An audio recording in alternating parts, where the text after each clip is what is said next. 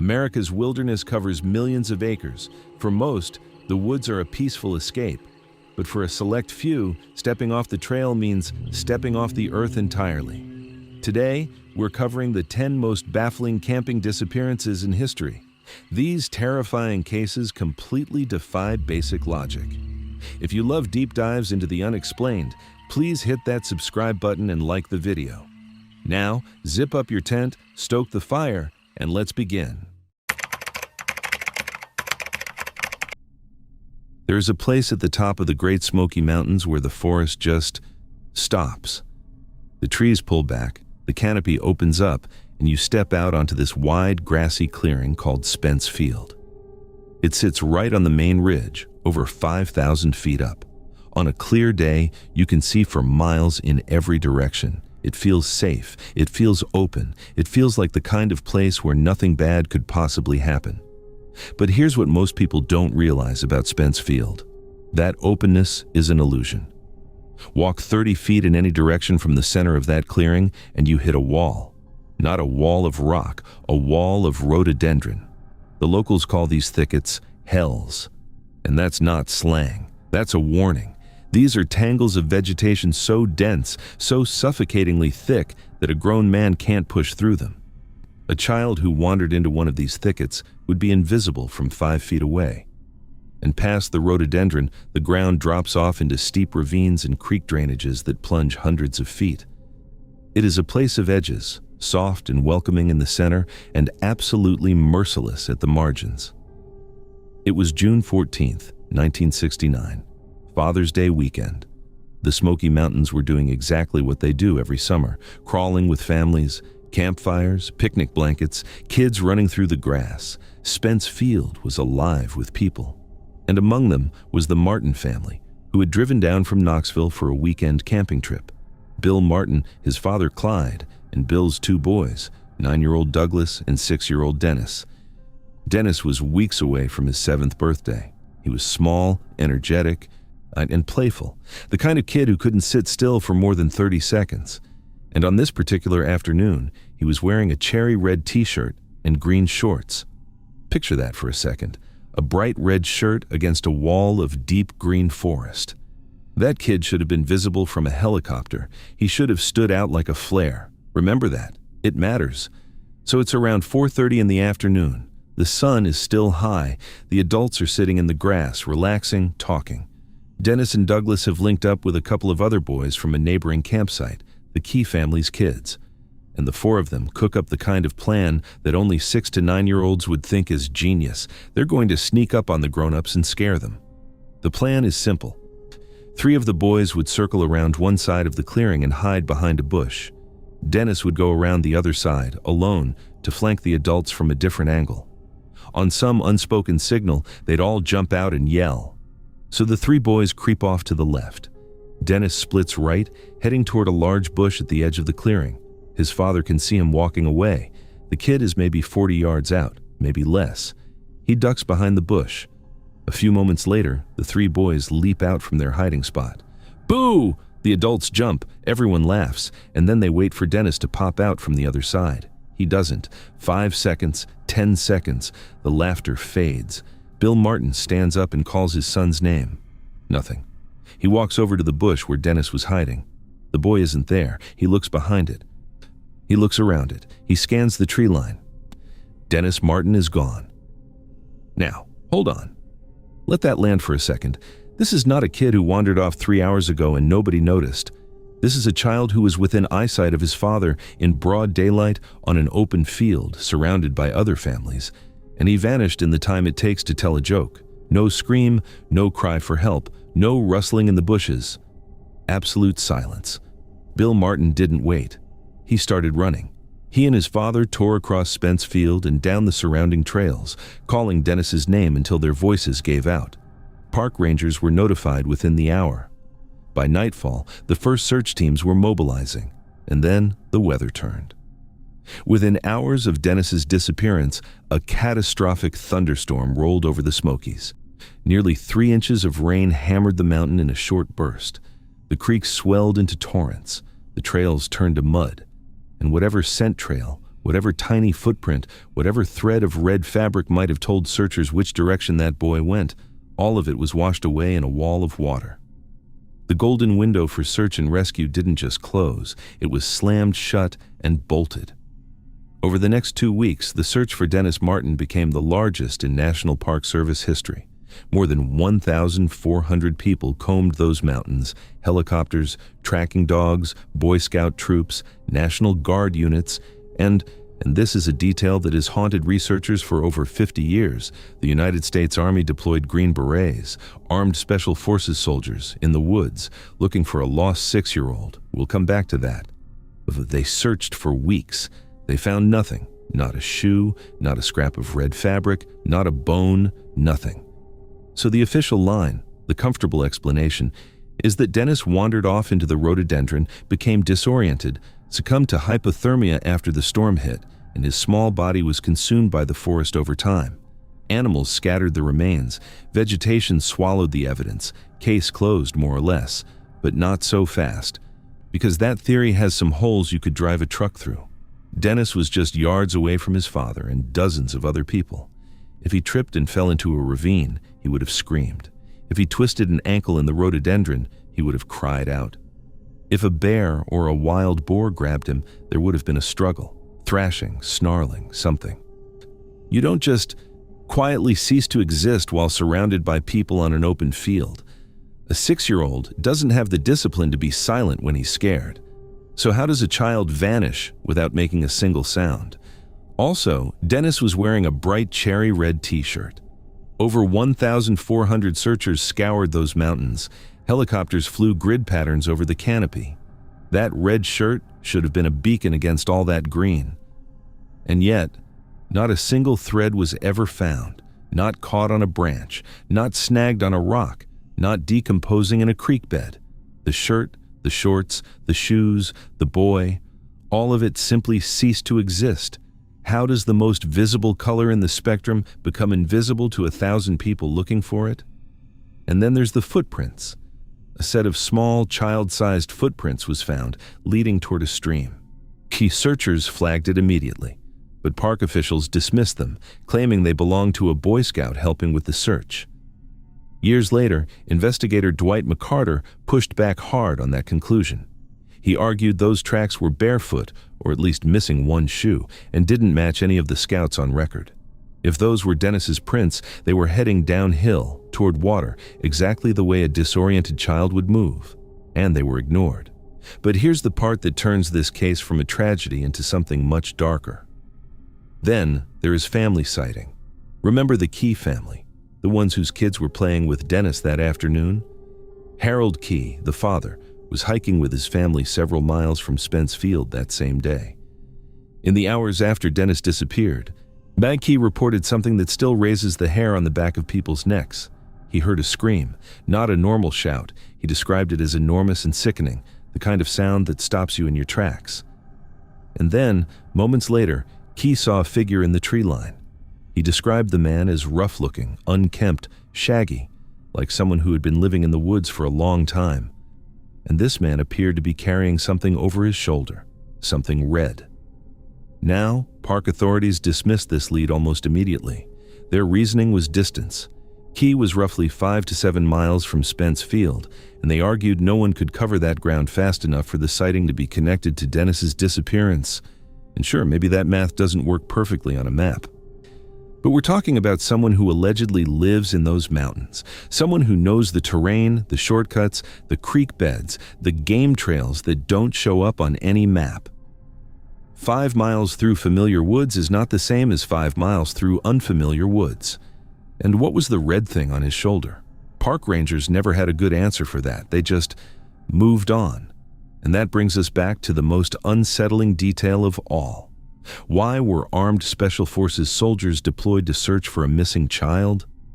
The U.S. Army doesn't send Green Berets to look for lost hikers. That's not what they do. Search and rescue teams exist for that purpose. The militarized response has fueled decades of speculation that the authorities knew, or at least suspected, that they weren't just looking for a lost boy. They were looking for whoever took him. The fact that the soldiers were armed suggests they expected to find something dangerous in those woods, something that wasn't a bear. Were they hunting for a feral human, someone living off the grid in the Smokies? The Park Service has never given a satisfying explanation, and the harder you press on that question, the quieter the official record gets. The disappearance of Dennis Martin fundamentally changed how the National Park Service handles missing persons cases. New protocols were written, response times were overhauled. The Martin family fought for those reforms because, if nothing else, they wanted to make sure no other family sat on a mountaintop calling a child's name into a storm that had already erased every trace of him. But Dennis himself was never found. Not in 1969. Not in the decades since. A ginseng hunter reportedly stumbled across a small skeleton in those mountains years later, but when investigators returned to the site in 1985, the remains had vanished. Even the bones refused to stay found. Here is what stays with me about this case. Dennis Martin did not wander off on some solo adventure. He did not run away. He was playing a game. He was trying to make his dad laugh.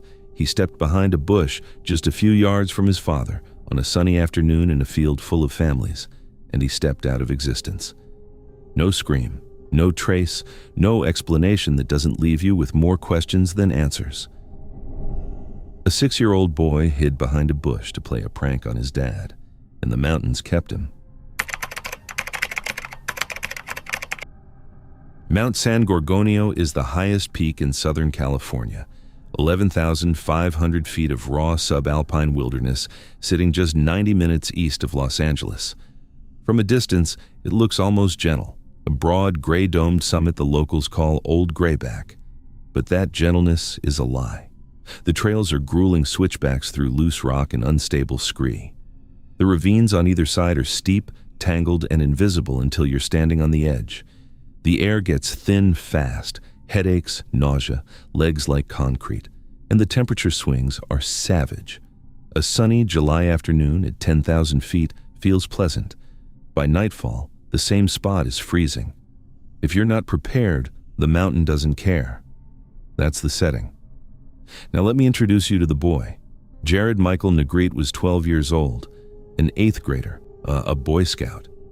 He wore brown plastic-framed glasses and had the kind of face you'd see in any middle school yearbook, round, open, young.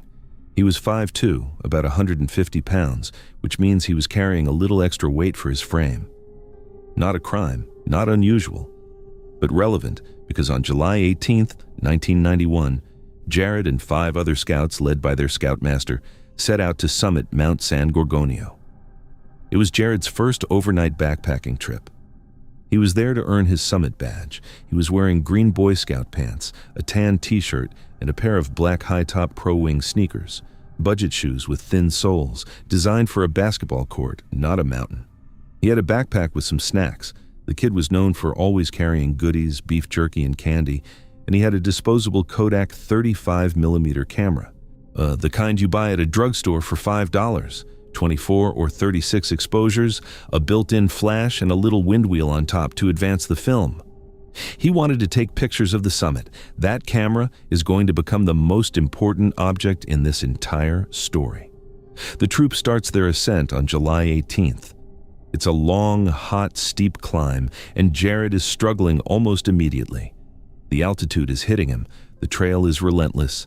He's falling behind the rest of the group, and the other scouts are pulling ahead at a pace he simply cannot match. By the afternoon of July 19th, the troop is roughly 1,000 feet below the summit, somewhere around the 10,000-foot mark on the Vivian Creek Trail. They're close, but Jaryd is done. He's exhausted, breathing hard, and he can't keep up. And here's where the first critical failure happens. The scoutmaster makes a decision. Rather than keeping the group together, he tells Jaryd to stay where he is, sit tight, rest. The rest of the troop will push to the summit and come back for him. So the 5 other scouts and the scoutmaster continue up the trail, and Jaryd is left alone on the side of Mount San Gorgonio at 10,000 feet. Let that sit for a moment. A 12-year-old on his first ever backpacking trip, wearing pro wings, is left alone on a subalpine trail while his group disappears upward into the rocks. He has no navigation skills, he has no compass, he has no experience in the wilderness beyond what the scouts have taught him in meetings. He is completely and utterly dependent on the adults who just walked away from him. Around 6 o'clock that evening, a passing hiker, a Santa Ana firefighter in fact, encounters Jaryd sitting alone on the trail. He tells the boy not to stray from the marked path and to stay put. Jaryd nods. The firefighter continues on his way. That is the last confirmed sighting of Jaryd Negrete by anyone, ever. By 7 o'clock, the scout troop returns from the summit. They reach the spot where they left Jaryd. He is not there. He's not on the trail above. He's not on the trail below. He's not sitting behind a rock or resting in the shade. He is gone. The scoutmaster, to his credit, does not wait. He hikes 12 miles through the dark to reach a ranger station and report the disappearance. By dawn on July 20th, a massive search and rescue operation is in motion. Helicopters, ground teams, hundreds of personnel fanning out across the upper slopes of San Gorgonio. Over the next several days, searchers begin finding things.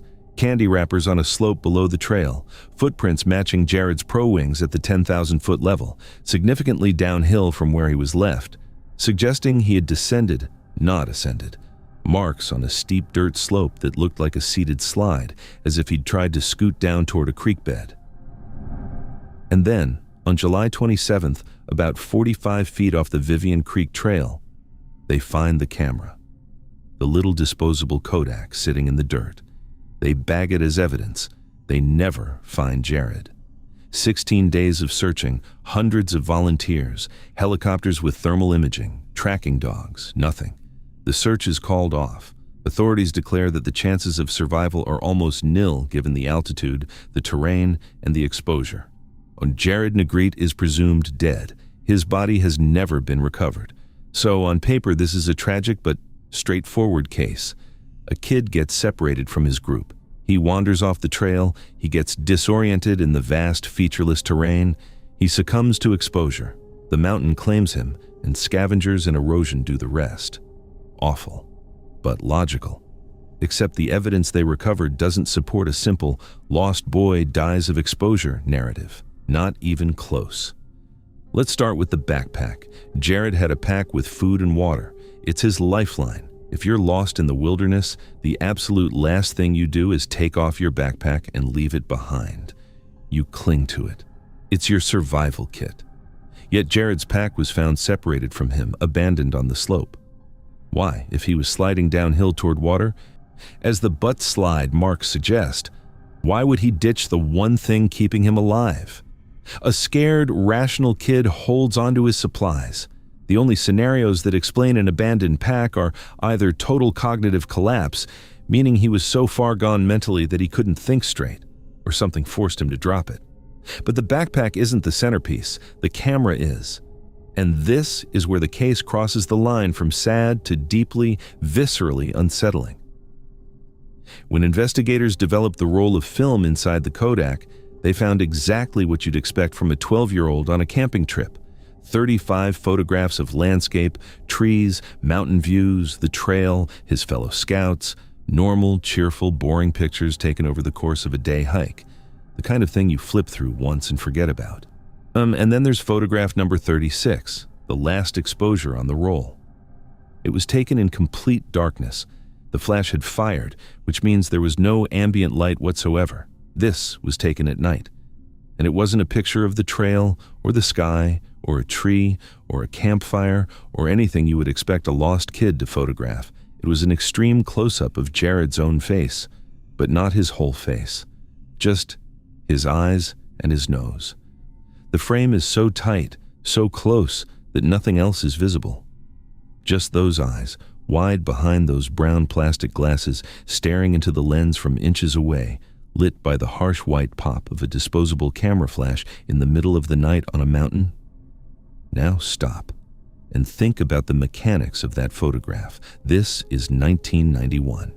There is no front-facing camera. There is no screen to frame a shot. Jaryd is holding a disposable Kodak at arm's length, or closer, and somehow pointing the lens directly at his own face in pitch darkness. He can't see what he's framing. He can't see anything at all, and he fires the flash. Why? What possible reason does a freezing, lost, terrified 12-year-old have to take a photograph of his own eyes in the dark? There are theories. Some people believe he was using the flash as a makeshift light source, firing it to see his surroundings for a split second and accidentally capturing his own face in the process. That's possible. Disposable camera flashes are bright. If you're in total blackness and desperate, you might try it. But the framing argues against a casual flash for light usage. The lens isn't pointed outward at the terrain, it's pointed inward, directly at his face, at near contact distance. That's not someone lighting up the woods to find a path. That's someone who deliberately aimed the camera at themselves. Others, and this is the interpretation that keeps people up at night, believe Jaryd was leaving a record, that he knew on some level that he wasn't going to be found alive. And so he pointed the camera at his own face and took one last picture, the way you'd write a note, so that when someone eventually found the camera, they'd know he was there. They'd see his eyes. They'd know he was alive in the dark, alone, and that something was very wrong. And then there's a third theory that has gained traction as image analysis has improved. Some researchers examining high-resolution scans of the photograph claim to see a dark shape or silhouette behind Jaryd's head. The suggestion is that he heard something in the darkness, an animal, maybe a bear, and turned the camera to use the flash to scare it or to see what was stalking him, catching his own face in the foreground. If that's true, the last photograph is not a self-portrait. It's a picture of a 12-year-old boy with something standing behind him in the dark. And after that photograph, the trail goes completely cold. No more footprints, no more candy wrappers, no body, no bones, no clothing. The mountain simply closes its mouth around Jaryd Negrete and never opens it again. Jaryd's case has been open for over 30 years. His remains have never been found. The official position is death by misadventure. Exposure, a fall, the standard grim menu of ways the wilderness kills the unprepared. And maybe that's exactly what happened. Maybe he slid down a ravine, broke his leg, crawled into a crevice, and the mountain buried him. It's the simplest answer, the most logical one. But the camera won't let you rest with that answer. Because a boy who is simply dying of exposure doesn't use his last frame of film to take a flash photograph of his own eyes at point-blank range in the dead of night. That is not the action of someone passively fading away. That is the action of someone who is alert, frightened, and trying to communicate something. And whatever that something was, it went with him into the rock and the thin air of San Gorgonio and has never come back.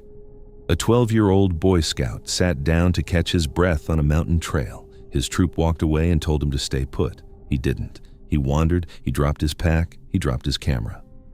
And somewhere between the 35th photograph, a sunny, normal shot of a California mountain, and the 36th, a pair of terrified eyes staring out of total darkness, something happened to Jaryd Negrete that no one has ever been able to explain.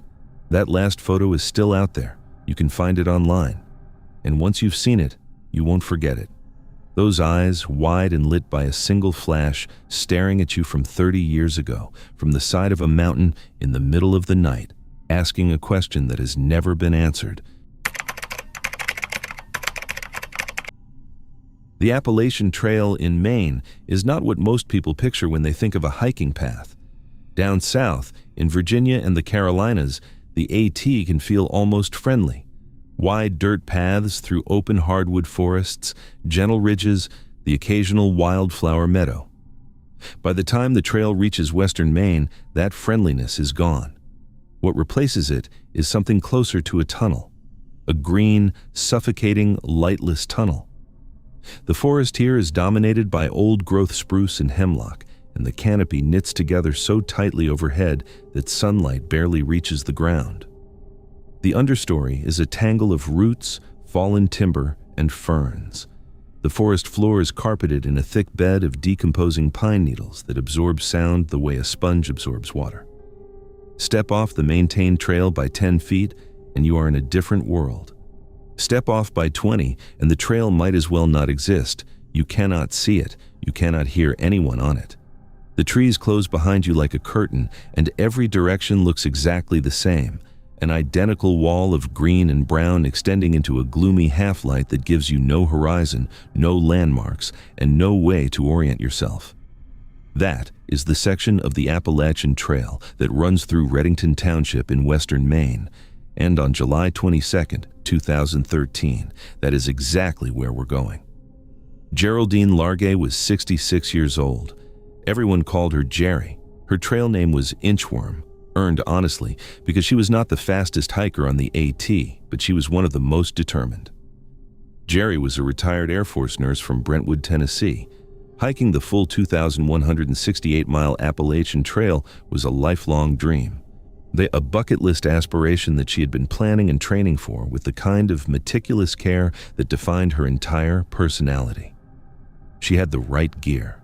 She had a strict resupply schedule coordinated with her husband, George, who shadowed her route in his SUV, meeting her at road crossings to restock her food and give her a warm bed for the night.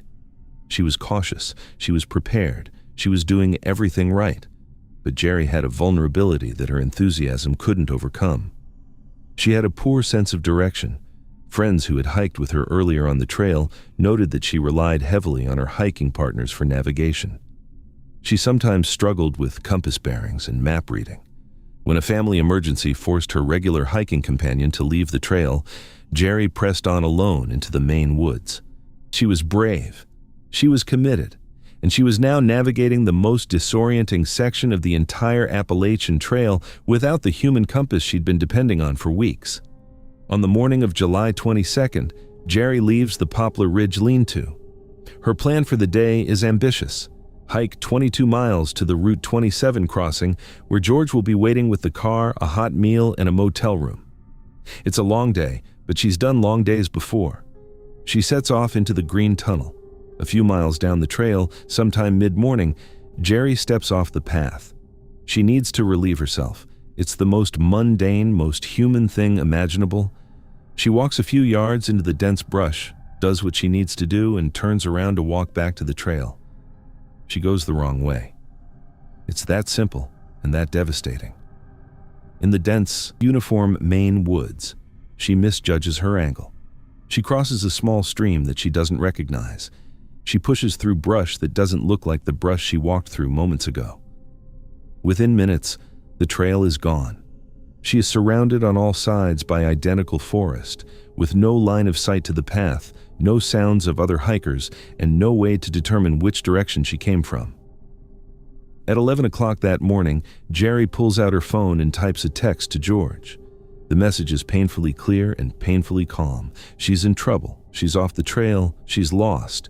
Can he please call the Appalachian Mountain Club for help? She hits send. The message fails. No service. Over the next 90 minutes, she tries to send it 10 more times, walking to higher ground, holding the phone up, trying desperately to catch a signal. Every attempt fails. The Maine woods are a cellular dead zone, and the dense canopy blocks even the faintest connection. By the next afternoon, July 23rd, Jerry has spent a terrifying night alone in the forest. She tries one more text. She's been lost since yesterday. She thinks she's 3 or 4 miles off the trail. Please call the police. That message fails too. None of her texts will ever reach George, not a single one. And so Jerry makes a decision, a textbook decision, the decision that every survival instructor, every wilderness guide, every search and rescue manual tells you to make. She stops moving. She finds a slightly elevated area on a wooded ridge. She pitches her tent beneath a dense copse of hemlock trees. She ties her emergency space blanket between branches as a reflective signal. She attempts to build small signal fires, and she waits, because the rule is stay put. Let the searchers come to you. Don't wander deeper. Don't make yourself harder to find. Sit tight and wait.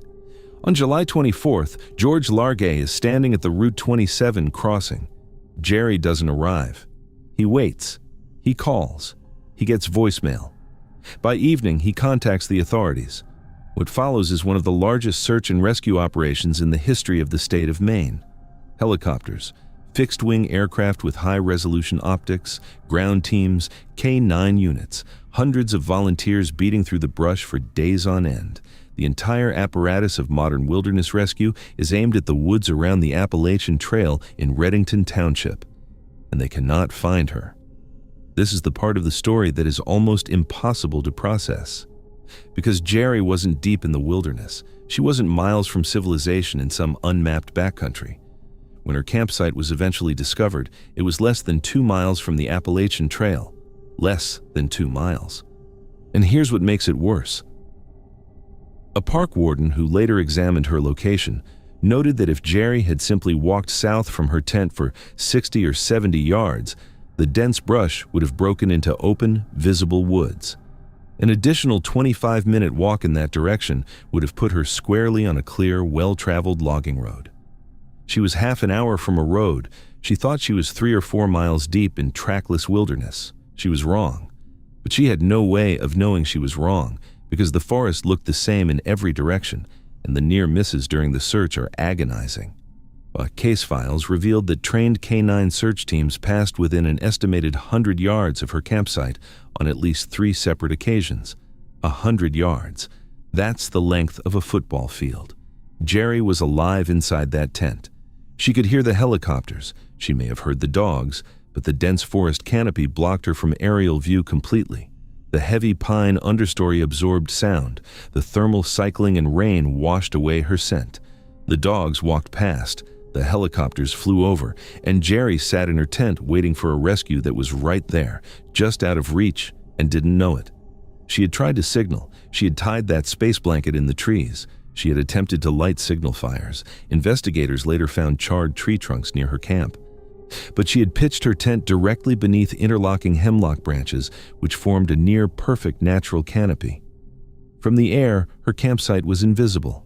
From ground level, the brush was so thick that a searcher would have had to be within 15 or 20 feet to see the tent, and nobody got that close, not in 3 separate passes. Geraldine Largay survived for 26 days, 26 days alone in a tent in the Maine woods, slowly running out of food and water, listening for sounds of rescue that came close and then faded and then didn't come back. The physical endurance alone far exceeded what survival models predict for a lost hiker of her age and condition. But the mental endurance is what defines this story. Because Jerry didn't panic. She didn't thrash through the woods in a disoriented march that would have scattered her gear and made her even harder to find. She stayed put. She rationed her supplies. She wrote in her journal. She documented everything. The journal was titled, "George, Please Read XOXO." It chronicled her days in the tent with a stoicism that is almost unbearable to read. She noted the weather. She tracked her dwindling food. She wrote letters to George and to her daughter, Carrie.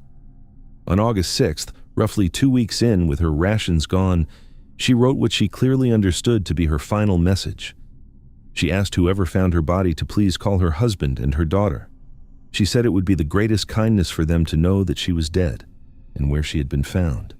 She wanted them to have certainty. She wanted them to stop wondering.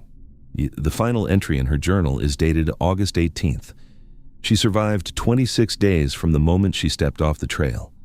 And then the forest took her quietly, the way it takes everything, in silence under the hemlocks with nobody watching. Jerry's remains were found on October 2015. More than 2 years after she vanished. A forestry contractor working on a surveying project for the U.S. Navy stumbled across her flattened tent. Inside the sleeping bag were her skeletal remains. Beside her was the journal. The texts on her phone, never delivered, were recovered from the device. The full, terrible picture finally came into focus. There are no monsters in this story. There is no portal, no predator, no conspiracy. This is the story of a woman who stepped 20 feet off a marked trail, turned the wrong way, and could not find her way back. It is the story of a wilderness so dense that it hid a living, breathing, signaling human being from 100 searchers, 8 dog teams, and multiple aircraft for weeks. It is the story of a woman who did everything right, who followed the textbook, who stayed put, who waited for help, and who the forest swallowed anyway. Geraldine Largay made one mistake, one small, human, completely understandable mistake. She stepped off the trail, turned around, and walked 20 feet in the wrong direction. and that 20 feet became 2 miles, became 26 days, became the rest of her life. She is the reason you should learn to use a compass. She is the reason you should never hike alone in terrain you don't know. And she is the reason that the phrase, "just off the trail," should terrify you more than anything else in the wilderness.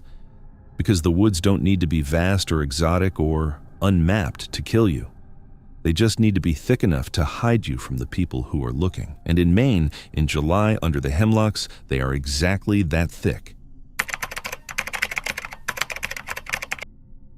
The Sunrise High Sierra Camp sits at just under 10,000 feet in the backcountry of Yosemite National Park.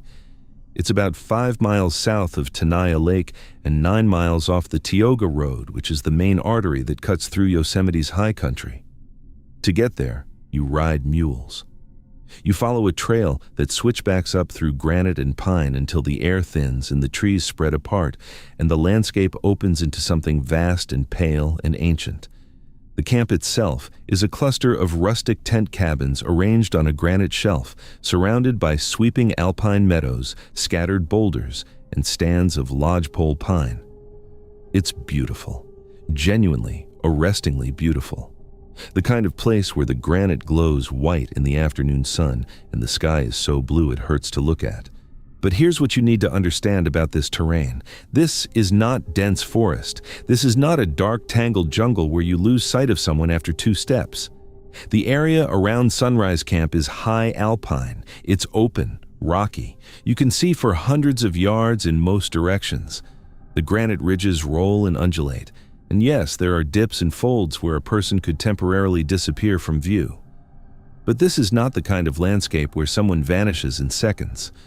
Or at least, it shouldn't be. There's a catch, though. The granite up here plays tricks. The surfaces are pale and uniform, and when the sun hits them at certain angles, it destroys your depth perception. Distances collapse. A 10-foot drop can look like a gentle slope. A deep crevice between 2 boulders can look like a shadow on flat ground. And the thermal updrafts that funnel through the glaciated valleys scatter scent in every direction, which makes tracking with dogs extraordinarily difficult. The terrain looks safe and readable. It is neither. That's the stage. July 17th, 1981. A clear, warm summer day in the Yosemite High Country. Now let me introduce you to Stacy. Stacy Ann Arras was 14 years old, from Saratoga, California. She was 5'5", about 120 pounds, with blonde shoulder-length hair and blue eyes. She was on what should have been the trip of a lifetime, a 4-day mule-pack camping trip along the High Sierra Loop with her father, George, and a group of 8 to 10 other riders. This wasn't some reckless solo adventure. This was a guided, supervised group excursion through one of the most iconic landscapes in America. Stacy was fit, enthusiastic, and carrying her Olympus camera to document everything. She was a kid on vacation with her dad, excited to be in the mountains. She had no reason to run, no reason to hide, no reason to be anywhere other than exactly where she was supposed to be. The group had been riding since the morning, starting out from Tuolumne Meadows. By around 3 o'clock in the afternoon, they arrive at the Sunrise High Sierra Camp.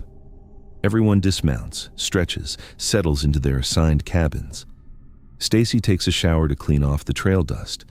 It's a normal, relaxed evening at a backcountry camp. People are milling around, unpacking, chatting. The atmosphere is casual and safe.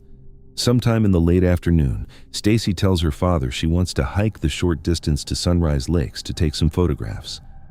The lakes are roughly 1.5 miles from the camp, down a well-established trail. It's not a major expedition. It's a walk. Her father, being a sensible parent, tells her to change out of the thong sandals she's been wearing around camp and put on her heavy hiking boots, gray boots with Vibram soles, the kind that grip granite and leave aggressive, distinct footprints in dirt. She does. And that detail matters because it tells you something important about her state of mind.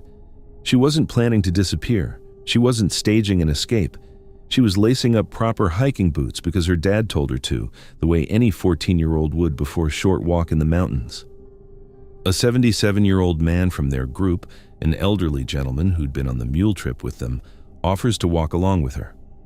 They set off together down the trail toward the lakes. but the altitude gets to him quickly. At nearly 10,000 feet, a man in his late 70s doesn't have the lungs he used to. He sits down on a rock beside the trail to rest.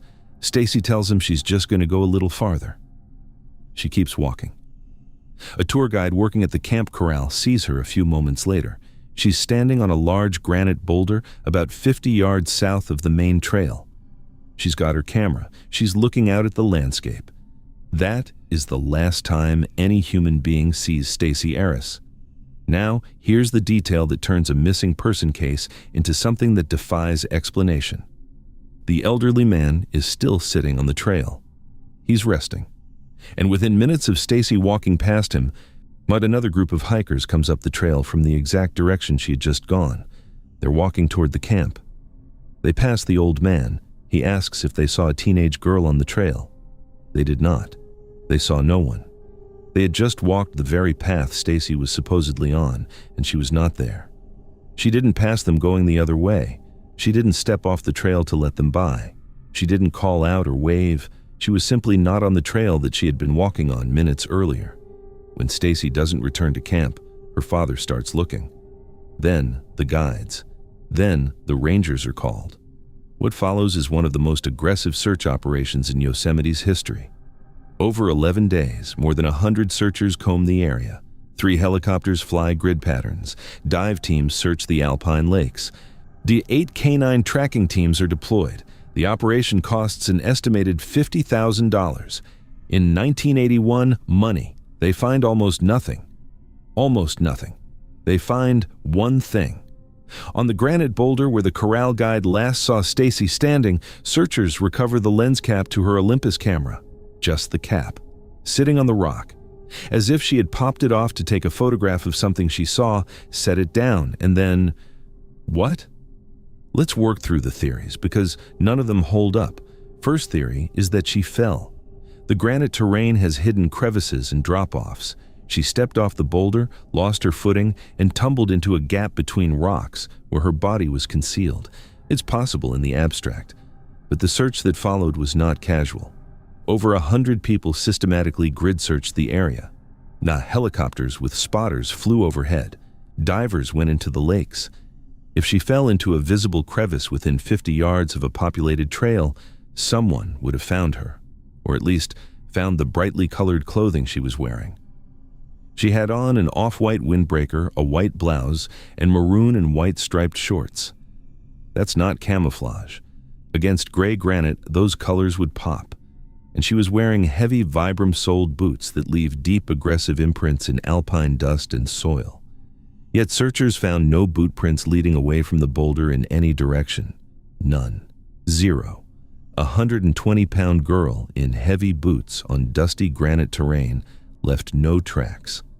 That is not supposed to be physically possible. Second theory is an animal attack. Mountain lions and black bears are present in Yosemite's high country. But a predator could, in theory, ambush a lone hiker on a rock. But here's the problem. She was 50 yards from the trail. The elderly man was sitting on that trail. The camp corral was within earshot. A mountain lion attack on a 120-pound teenager is not a silent event. There would be a scream, a struggle, the sound of a body hitting rock, and a predator of that size, killing prey of that size, leaves a crime scene. Blood, torn fabric, drag marks, hair, claw marks on the rock. The 11-day search found none of that. Not a drop of blood, not a torn thread, not a scratch on the granite. The landscape was forensically clean. Another theory: she ran away.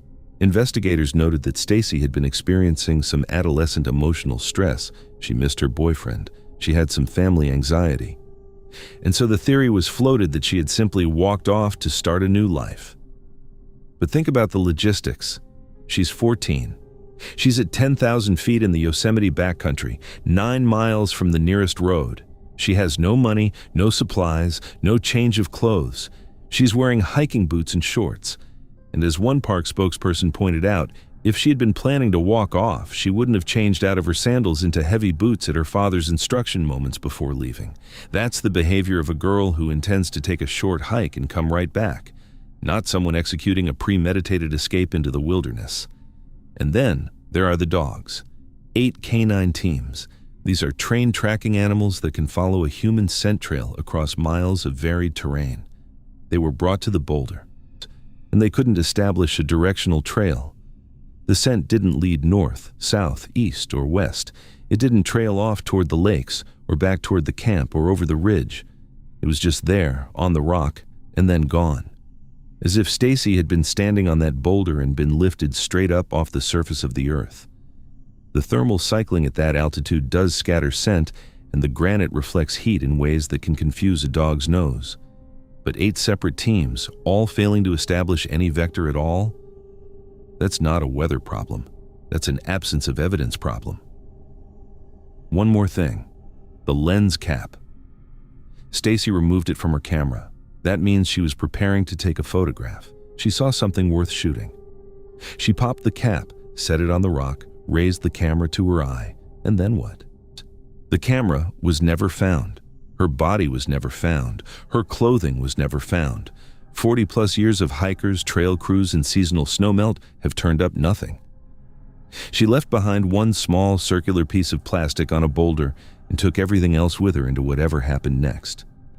There's a footnote to this case that makes the hair on your neck stand up. In the decades since Stacy vanished, multiple other people have disappeared in the same geographic radius around the Sunrise High Sierra camp. Walter Reinhardt in 2002, George Penka in 2011. Different years, different circumstances, but the same patch of terrain keeps swallowing people. Coincidence, maybe. But the clustering is hard to ignore. Stacy's case has never been solved. No remains, no camera, no clothing, no explanation. The official position of the National Park Service is that she likely suffered a catastrophic, unobserved accident in the backcountry. And that's the safe answer. The responsible answer.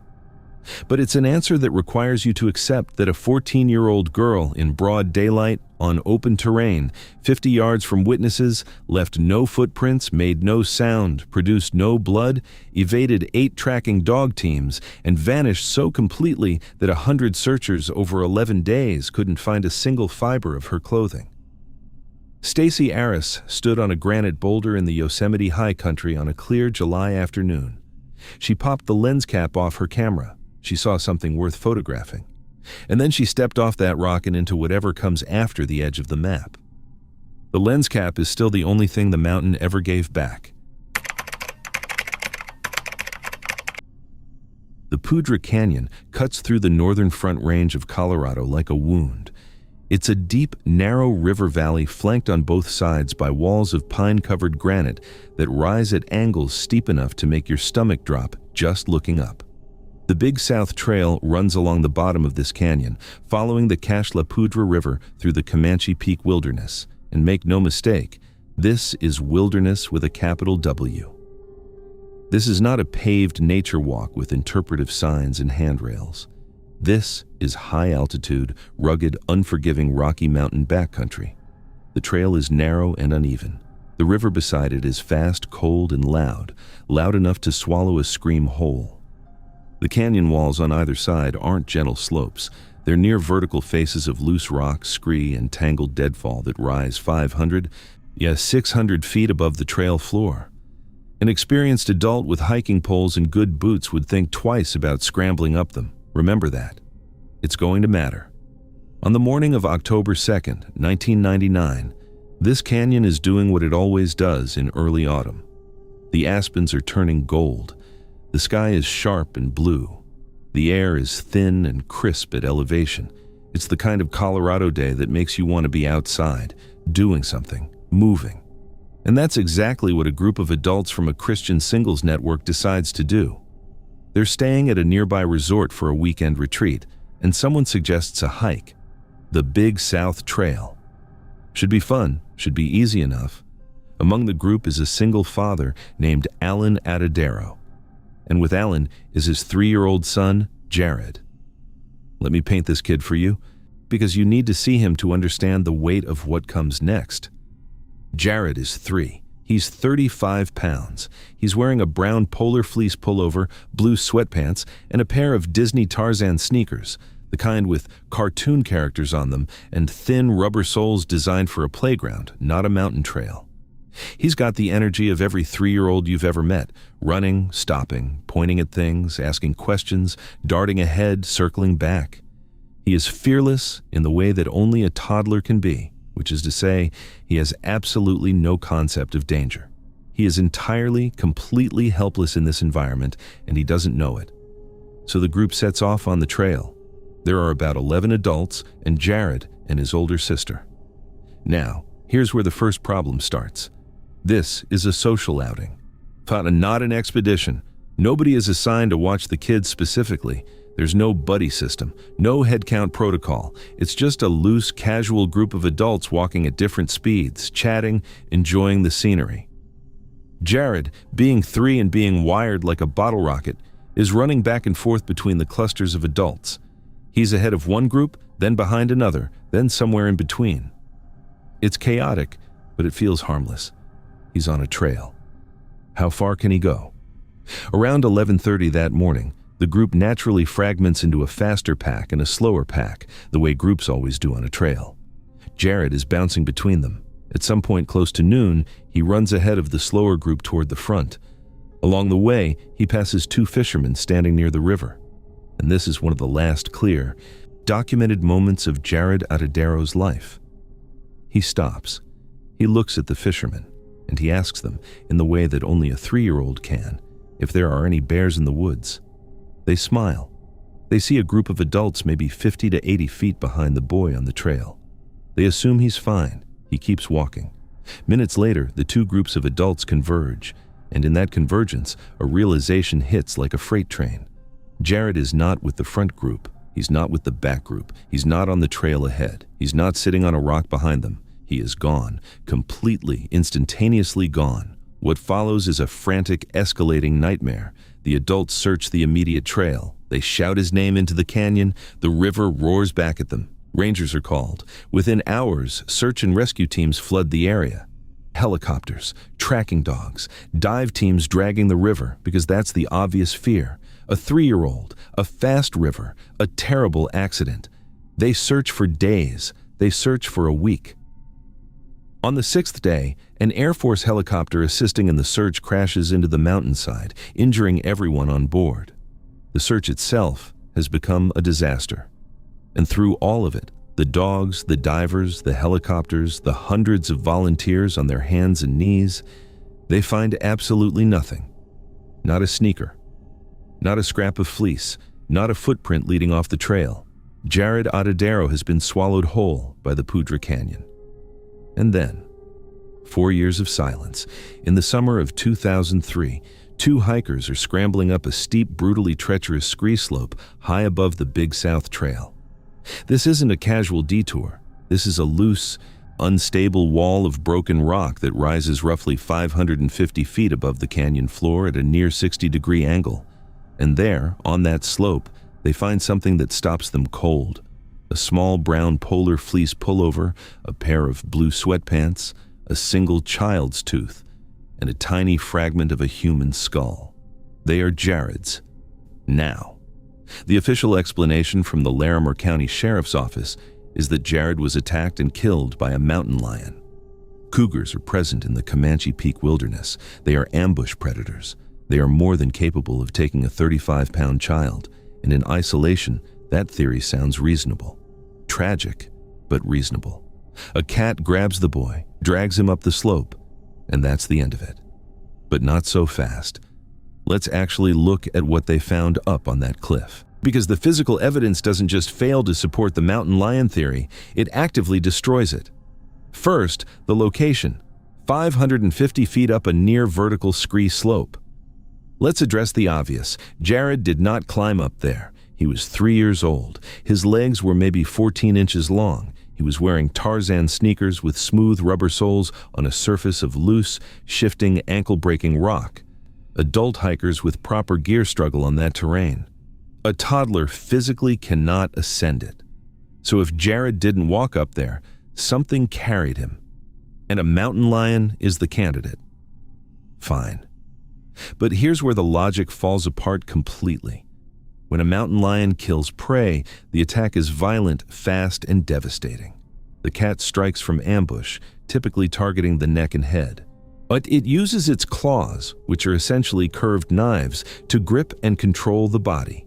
It then drags the carcass to a secluded feeding spot, usually over rough terrain, using its jaws. The drag leaves a trail. The claws leave tears in skin, clothing, everything. A cougar hauling a small body up 500 feet of jagged rock would shred every piece of fabric on that child. But the clothes they found weren't shredded. The fleece pullover was largely intact.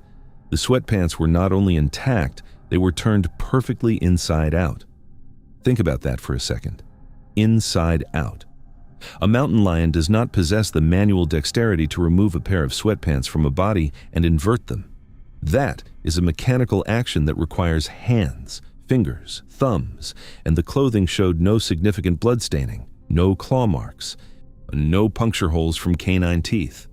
If a predator killed this child and carried him up a cliff, the physical evidence on the clothing should be catastrophic. Instead, it looked like someone had carefully undressed him. And then there's the matter of the remains themselves. A single tooth and a small fragment of skull bone. That's it. Despite an intensive secondary search of the slope after the clothes were discovered, that is all they ever found. Now, a mountain lion is a messy eater, but it doesn't consume an entire skeleton. Bones persist, a femur, a pelvis, a jawbone. These are dense, durable structures that don't just vanish. Scavengers scatter remains, yes, but they scatter them. They don't erase them.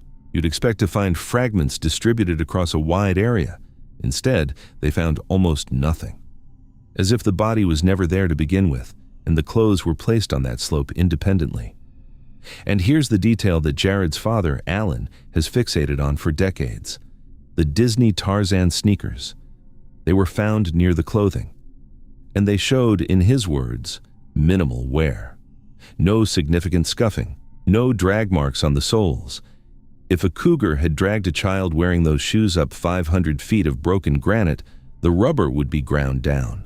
The shoes would be destroyed. Instead, they looked like a kid had just taken them off. One more thing.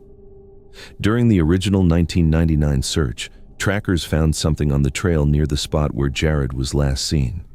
Cougar prints and small child's footprints converging on the same section of path. And then the child's prints simply stopped. No prints leading off the trail, due to no drag marks in the dirt. The small footprints just ended, as if the ground had opened up and closed again. Now, the area where the clothing was ultimately found in 2003. It had been searched in the original operation 4 years earlier. Searchers had covered that slope. They didn't find anything in 1999. And yet, 4 years later, there sit the clothes, the tooth, the bone fragment. Either the searchers missed them the first time, possible given the terrain, or the items were not there in 1999 and appeared later. And that second possibility opens a door to something very, very dark. The discovery of Jaryd's clothing in 2003 was supposed to bring closure. It was supposed to be the answer. Instead, it turned a missing child case into something far more disturbing. Because the evidence didn't confirm an animal attack. It contradicted one. The clothes were too clean, too intact, too neatly inverted. The remains were too few. The location was too inaccessible for a 3-year-old and too pristine for the aftermath of a predator kill. Jaryd Atadero has spent over 2 decades publicly challenging the official mountain lion theory. He's pointed to the clothing, he's pointed to the shoes, he's pointed to the inside-out pants, and he's asked the question that nobody has been able to answer. If an animal did this, then where is the physical evidence of an animal doing this? The Larimer County Sheriff's Office has never changed its position. Mountain lion, case closed. But the case doesn't feel closed. It feels like someone opened a box expecting answers and found only deeper, stranger questions inside. A 3-year-old boy walked down a trail in the Colorado Rockies, asked 2 fishermen about bears, and vanished from the face of the earth. 4 years later, his perfectly intact clothes appeared 500 feet up a cliff he couldn't climb, turned inside out with almost nothing left of the boy who wore them. No blood, no drag marks, no explanation, Just a pair of little Tarzan sneakers sitting on a mountainside, barely scuffed, waiting to be found. There is a patch of forest in upstate New York, just west of Lake George, where the Adirondack Mountains stop being pretty and start being something else entirely. It's called the Lake George State Forest, and in mid-November, it's the kind of place that swallows sound. The autumn color is gone. The leaves are off the trees and rotting on the ground in a thick, wet carpet of copper and brown. The air is damp, somewhere in the low 40s, and there's this biting humidity that doesn't feel cold at first. It just slowly, silently pulls the heat out of your body like a drain. The pines are so dense in spots that they create what search and rescue teams call acoustic shadows, pockets where sound just dies. You could be 50 yards from a logging road and scream your lungs out, and the guy on that road would hear nothing, not a whisper. That's the stage. Remember it. Now. November 15th, 2015. A Sunday. A group of 7 men arrive in the Lily Pond area, deep in the town of Horicon, Warren County. These aren't weekend warriors. These aren't guys who bought camo jackets at a big box store last Tuesday. This is a crew of seasoned, lifelong Adirondack hunters. They know this forest the way you know your living room. They've hunted this specific grid for years, maybe decades. They know the ridges, the swamps, the logging roads, the deer runs. This is routine. This is just another Sunday in the woods, and among them is Tom Messick, 82 years old. Let that sink in for a second. 82. And he's out here, deep in the Adirondack backcountry, doing what he's done his entire adult life.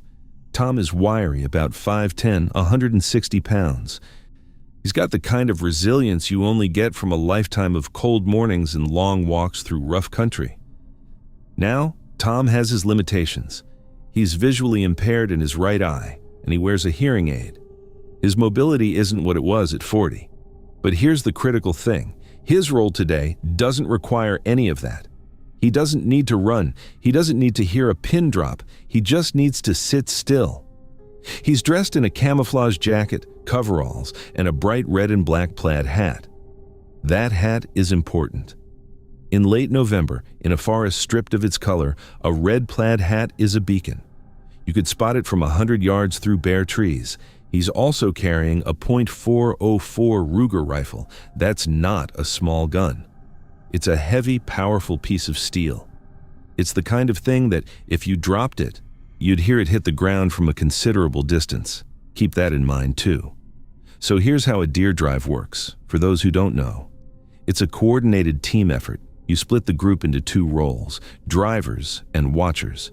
The drivers spread out in a line and walk through the brush, making noise, pushing the deer ahead of them like a slow, living net.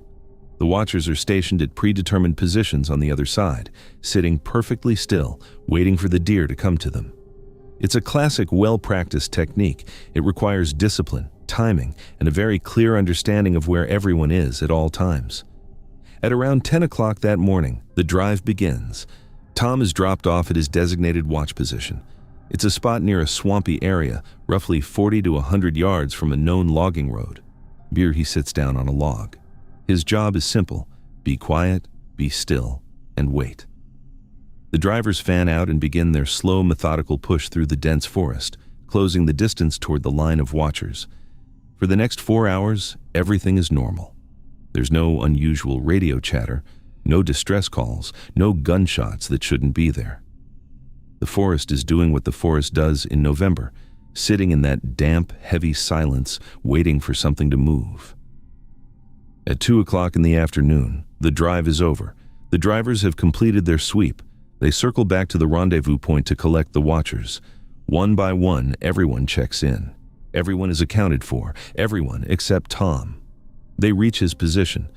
The log where he was supposed to be sitting is empty. And not just empty of Tom, empty of everything. His rifle is gone, and his plaid hat is gone. There is no sign of a struggle, no blood, no torn fabric, no fresh tracks leading away from the log, no indication that anything happened at all. It's as if someone hit delete on a living, breathing human being. Within hours, the alarm is raised. What begins as a frantic localized search by his friends escalates rapidly. Over the following days and weeks, the operation balloons into something massive. We're talking about over 300 professional searchers from 15 different agencies, helicopters with thermal imaging, bloodhounds, cadaver dogs, grid searches covering every square foot of accessible terrain. And then, in a detail that should give you pause, 2 FBI agents arrive to personally interview the members of the hunting party. The FBI doesn't show up for a lost hiker. They show up when the story doesn't add up. Now, the easiest explanation, the one that lets everyone sleep at night, is that Tom had some kind of sudden medical event, a heart attack, a stroke. He slumped off the log, crawled into a depression in the terrain, and was slowly buried by leaves and snow over the following weeks. Case closed. Sad, but simple. An old man died in the woods, but not so fast. Let's actually think about that.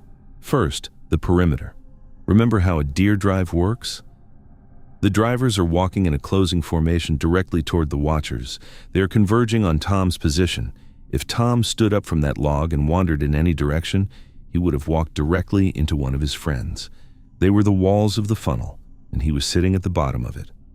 To get out of that area unnoticed, he would have had to move laterally or backward through dense, noisy brush, something that is incredibly difficult for a fit 30-year-old, let alone an 82-year-old with impaired vision and limited mobility.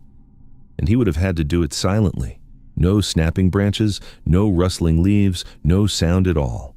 Second, and this is the one that haunts search and rescue professionals, the tracking dogs. Multiple canine teams were deployed to Tom's last known position. These are highly trained bloodhounds and cadaver dogs that can follow a human scent trail through rain, mud, and snow. They were brought to the log where Tom was sitting, and they got nothing. Not a fading trail leading north, not a faint scent heading toward the swamp. Absolutely nothing. It was as if Tom Messick had never been on that log at all.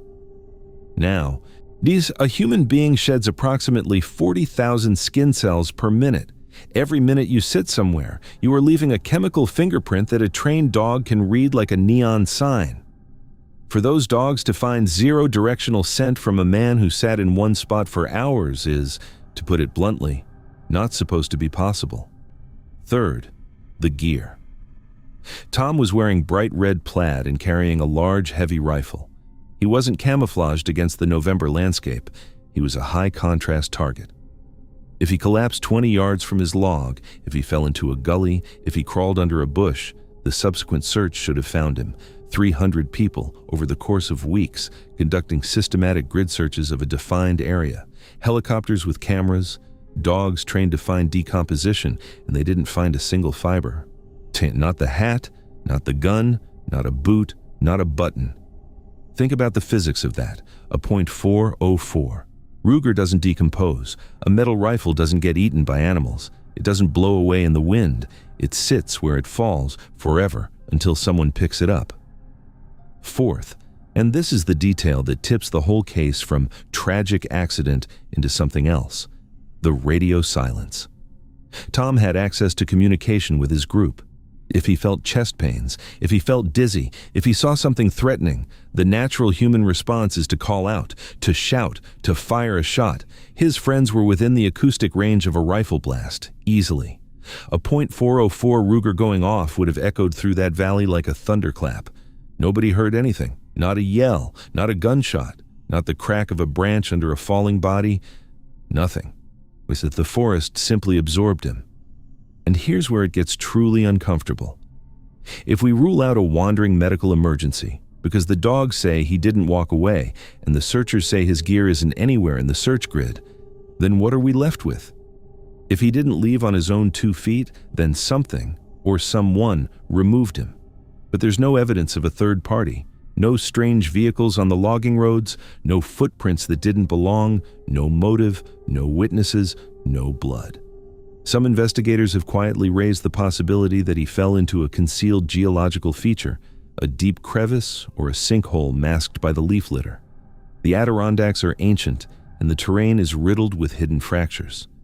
It's possible, but it's also the kind of theory that exists only because every other theory has been eliminated.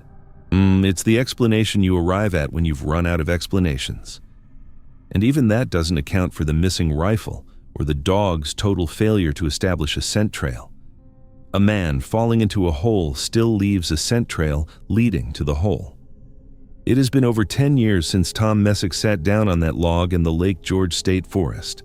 In that decade, dedicated searchers have returned to the area multiple times, conducting what they call spot searches, targeted sweeps of locations where remains or gear might have surfaced due to erosion, snowmelt, or animal activity.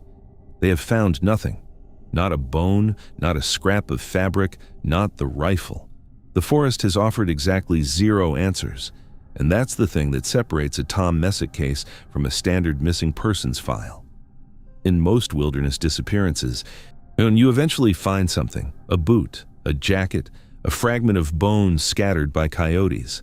The wilderness is a harsh recycler, but it's not a perfect one. It always leaves something behind. Always. Except here.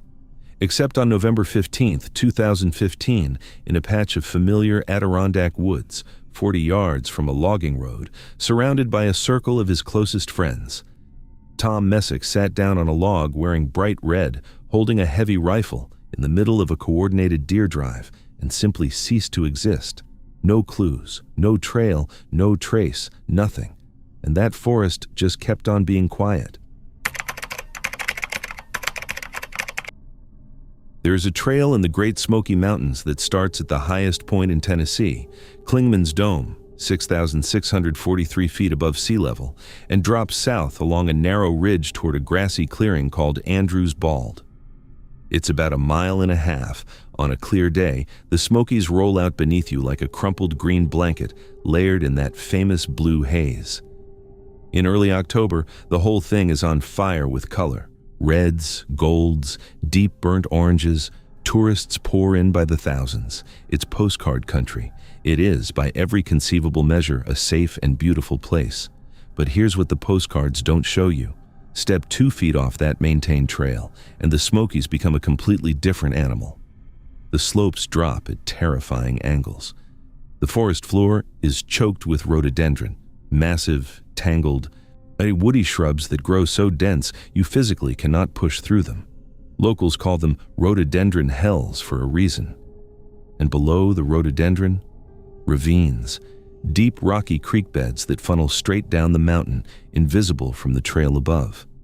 On October 8, 1976, the weather added another layer. A thick mountain fog had settled over the ridge, and a light, cold rain was falling. Visibility was maybe 20 feet. The rocks were slick as wet glass.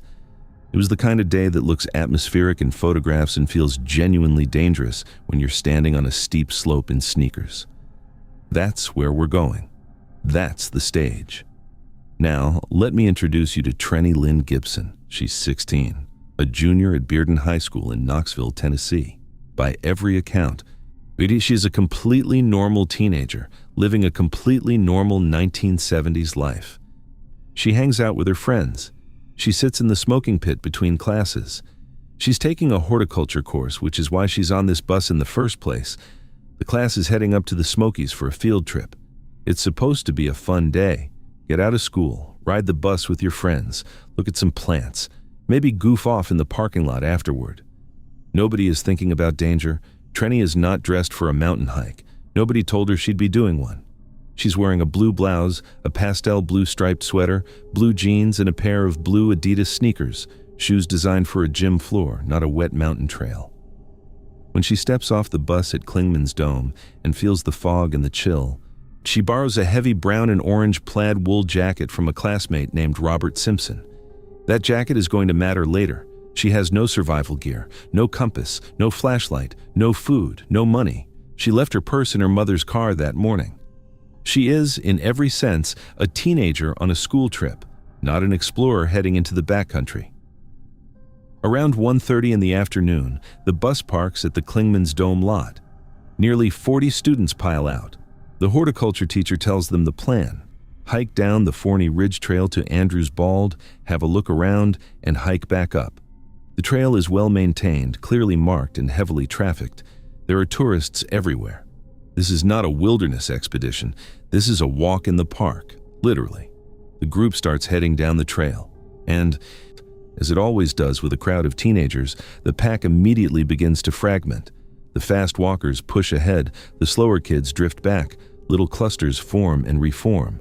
Nobody is keeping a formal head count on the way down. Why would they? It's a trail. There's one path.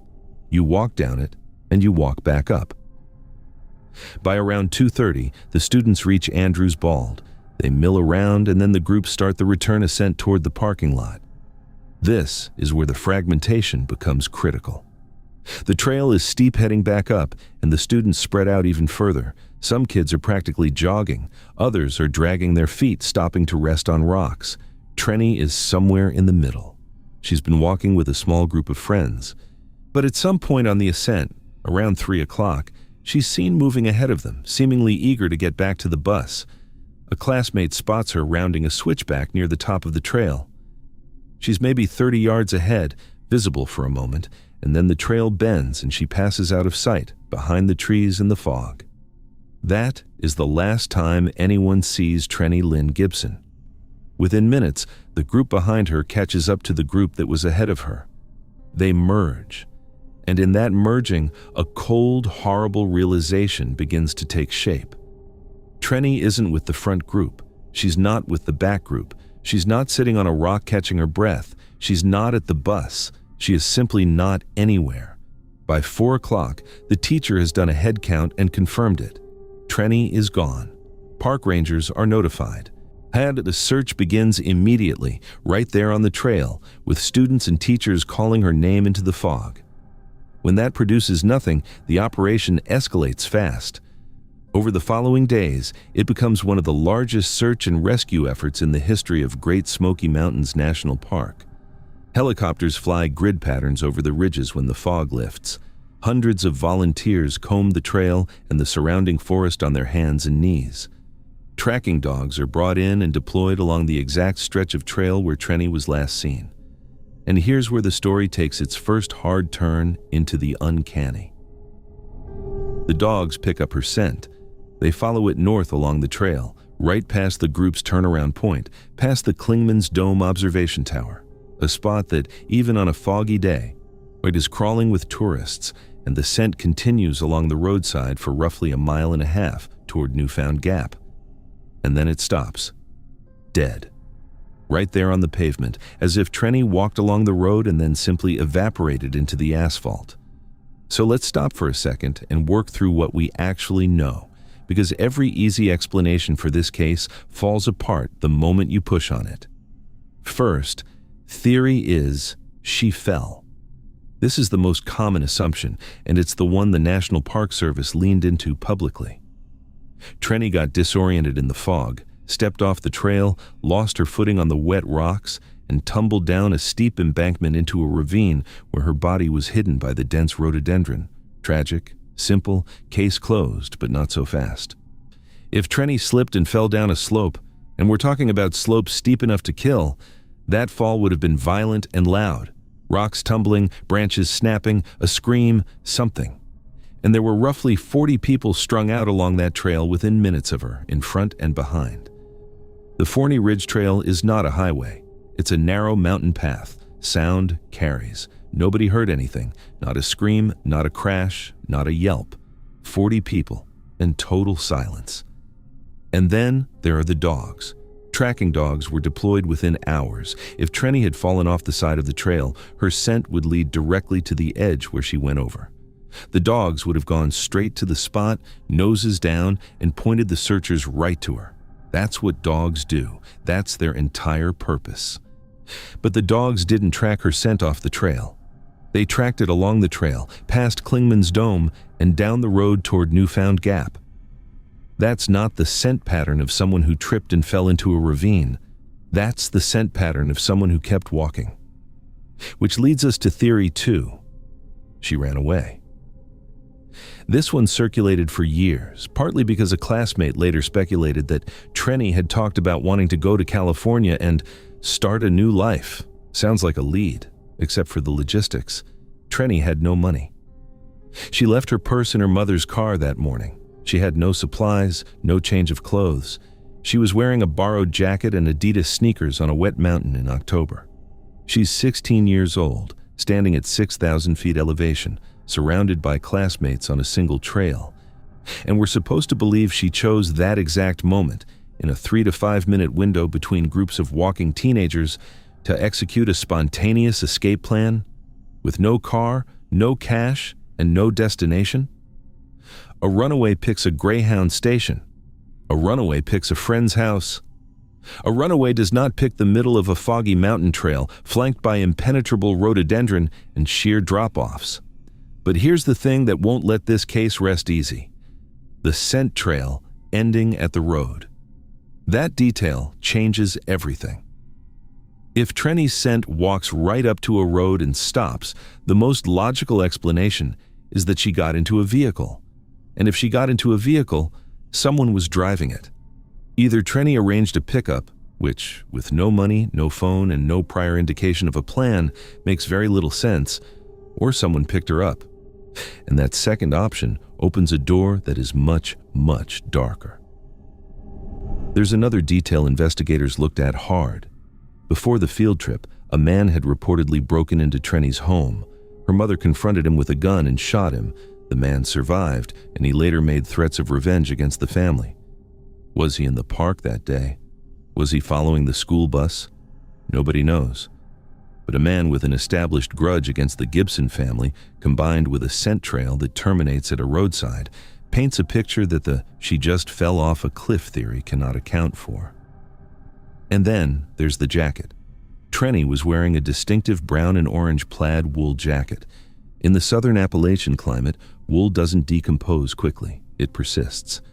If Treny's body was lying in a ravine somewhere within the search grid, that jacket would have surfaced eventually, snagged on a branch, washed downstream, spotted by a hiker. Decades of visitors have hiked that trail.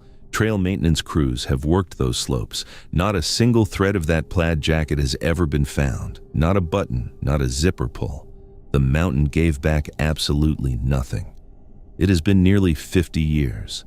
The Great Smoky Mountains National Park has been searched, researched, and walked by millions of visitors since October 8, 1976. Treny Lynn Gibson has never been found. No remains, no clothing, no jewelry, no bones surfaced by erosion or turned up by trail work. She is as absent from that mountain as if she were never on it. The FBI got involved. Agents came to Bearden High School and interviewed students in the principal's office. They clearly suspected something beyond a hiking accident. But whatever they found or didn't find never led to an arrest, a suspect, or a resolution. The case went cold, and it has stayed cold. And that's what makes the Treny Gibson case so deeply unsettling. It's not a story about a lone hiker lost in the backcountry.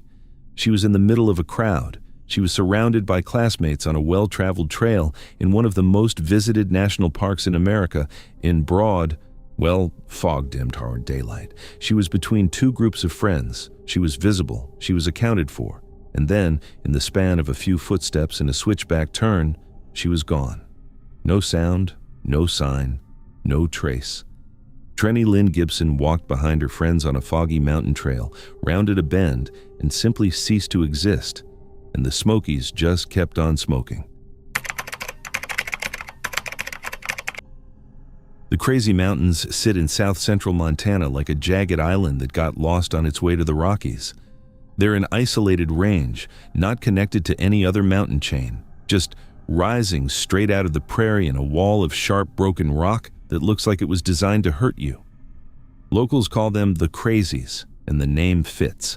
The terrain is vicious, steep faces of shattered granite, deep tangled drainages choked with deadfall timber, scree slopes so steep and so loose that every step sends a cascade of ankle-breaking rock sliding beneath your feet. And the weather turns on you without warning. In September, you can wake up to a clear blue sky and be fighting for your life in a full-blown blizzard by noon. The Crazies don't transition between seasons, they snap. In early September of 2014, that snap was coming. A massive cold front was building to the west, and anyone with experience in Montana's high country knew what that meant. Heavy snow, sub-zero wind chills, and whiteout conditions at elevation. The kind of storm that turns a challenging backcountry trip into a survival situation in a matter of hours. Now let me tell you about the man who was up there when it hit. Aaron Hedges was 38 years old from Bozeman, Montana. And I need you to understand something about Aaron, because it's the thing that makes this entire case so hard to process. He was not a weekend hobbyist. He was not a guy who bought a bow at a sporting goods store and decided to play hunter. Aaron Hedges was a lifelong, deeply experienced outdoorsman. He was a seasoned bow hunter who had spent years in Montana's backcountry. He was physically fit, mentally sharp, and intimately familiar with the crazy mountains. He had the gear to match: a modern compound bow, professional-grade insulated Wolverine hunting boots, a camelback water filtration system, quality cold-weather clothing. This was a man who knew exactly what he was doing in exactly the kind of terrain that kills people who don't know what they're doing. That's what makes what happened next so fundamentally wrong. On September 5th, 2014, Aaron and two close friends, Joe Depew and Greg Latner, arrive at the Ibex trailhead in the Custer-Gallatin National Forest. They've got pack animals, heavy gear, and a plan. A week-long elk hunt deep in the crazies. They've done this before. It's routine. The first day goes sideways almost immediately. On September 6th, as the group treks toward Campfire Lake to establish a base camp, the pack animals spook. The horse and mule buck and cause chaos on the trail, scattering gear and rattling nerves. Aaron is visibly frustrated, angry at the animals. It's a bad start to a trip, but nothing catastrophic. They push on. On or around September 7th, Aaron separates from the group. The reason is practical. He's heading to retrieve supplies from a gear cache they'd stashed at Sunlight Lake from a previous year's trip. He tells his friends he missed a turn on the trail, but he's going to keep walking. He'll find the cache, grab what he needs, and link back up with them. That's the last time Joe and Greg see Aaron Hedges alive. And then, the storm hits. A severe, aggressive snowstorm buries the high peaks. Temperatures plummet, visibility drops to nothing, and here's where the story takes its first deeply troubling turn. It's Aaron's two friends, his hunting partners, the guys who were supposed to have his back in exactly this kind of situation. They don't search for him. They don't fire signal shots. They don't hike to the cache to check on him. They pack up camp and go home. They drive back to Bozeman and wait. It's not until September 10th, 3 days after they last saw Aaron, that his wife Christine finally calls dispatch to report him missing. His friends show up at the Park County Sheriff's Office an hour after that. Think about that for a second. An experienced hunter is alone in the crazy mountains. A lethal snowstorm rolls in. His two friends know he's out there, separated, in the worst possible conditions. And they leave. Standard wilderness protocol when a partner goes missing in a storm is immediate action, signal shots, a localized search, a rapid descent to contact authorities. Instead, his partners abandoned the mountain and went home. It took days before anyone even reported him gone. A massive search and rescue operation launches on September 11th. Helicopters, canine teams, National Guard personnel, experienced mountain trackers. They search for 12 days through brutal early winter conditions. They find nothing. Not a boot print, not a piece of gear, not a campfire ring. Aaron Hedges has disappeared into the crazies as completely as if the mountain had swallowed him. And then, silence. For months. In June of 2015, a local man doing fencing work on the eastern side of the mountains stumbles across Aaron's backpack, his compound bow, and his hunting license. Then, in August of 2016, a rancher near the small town of Melville discovers skeletal remains. They're confirmed to be Aaron Hedges. He was found roughly 15 miles from where his friends last saw him. The medical examiner's determination: death by hypothermia and environmental exposure. And in the broadest possible terms, sure, the cold killed him. But the details of how he got from point A to point B and what he did along the way make no sense for a man with his experience, his gear, and his knowledge of these mountains. Let's start with direction. Aaron told his friends he was heading to the gear cache at Sunlight Lake. That's the plan. That's where he said he was going. but his remains were found on the eastern side of the range, roughly 15 miles away, in the complete opposite direction from the cache. This wasn't a slight navigational error, a wrong ridge, a missed turn. This was a 180-degree deviation. An experienced Montana hunter, familiar with these specific mountains, walking for days in exactly the wrong direction. In a snowstorm, yes. Disoriented, maybe. But 15 miles in the wrong direction isn't disorientation. That's something else. That's a man who has either completely lost his cognitive function or is actively fleeing from something. And now let's talk about the boots, because this is the detail that breaks the case wide open. During the initial search about a week in, rescue teams found Aaron's size 10 Wolverine hunting boots. They were sitting on a rocky bench near a makeshift fire ring, and they weren't thrown aside in a panic. They were neatly placed, side by side, as if he had calmly sat down, unlaced them, set them next to each other, and stood up without them. In sub-zero temperatures, in deep snow, on a mountain made of sharp, broken rock. The immediate explanation people reach for is paradoxical undressing, and it's a real phenomenon. In the final stages of hypothermia, the brain's thermoregulation collapses, and the victim experiences an overwhelming sensation of burning heat. They strip off clothing, sometimes frantically. It's documented. It happens. But here's the critical problem with applying that explanation to Aaron Hedges. Paradoxical undressing occurs at the very end. It's a terminal event. Victims remove their clothes and die within minutes, often within yards of where they undressed. They don't remove their boots, neatly place them by a fire ring, and then hike another 6 miles through jagged rocks and deep snow. That is physically impossible without footwear in those conditions. Your feet would be destroyed, frostbitten within minutes, lacerated by the scree. You would collapse long before covering 6 miles. And yet, that's exactly what the evidence suggests happened. Aaron's boots were found in one location. His remains were found 6 miles deeper into the mountains.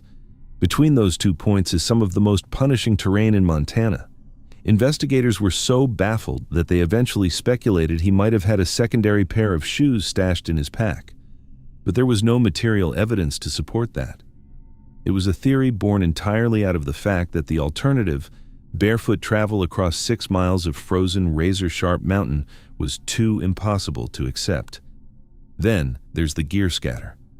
Aaron's equipment wasn't found in a logical pattern. It wasn't a clean trail of a man gradually losing strength and dropping items as he weakened.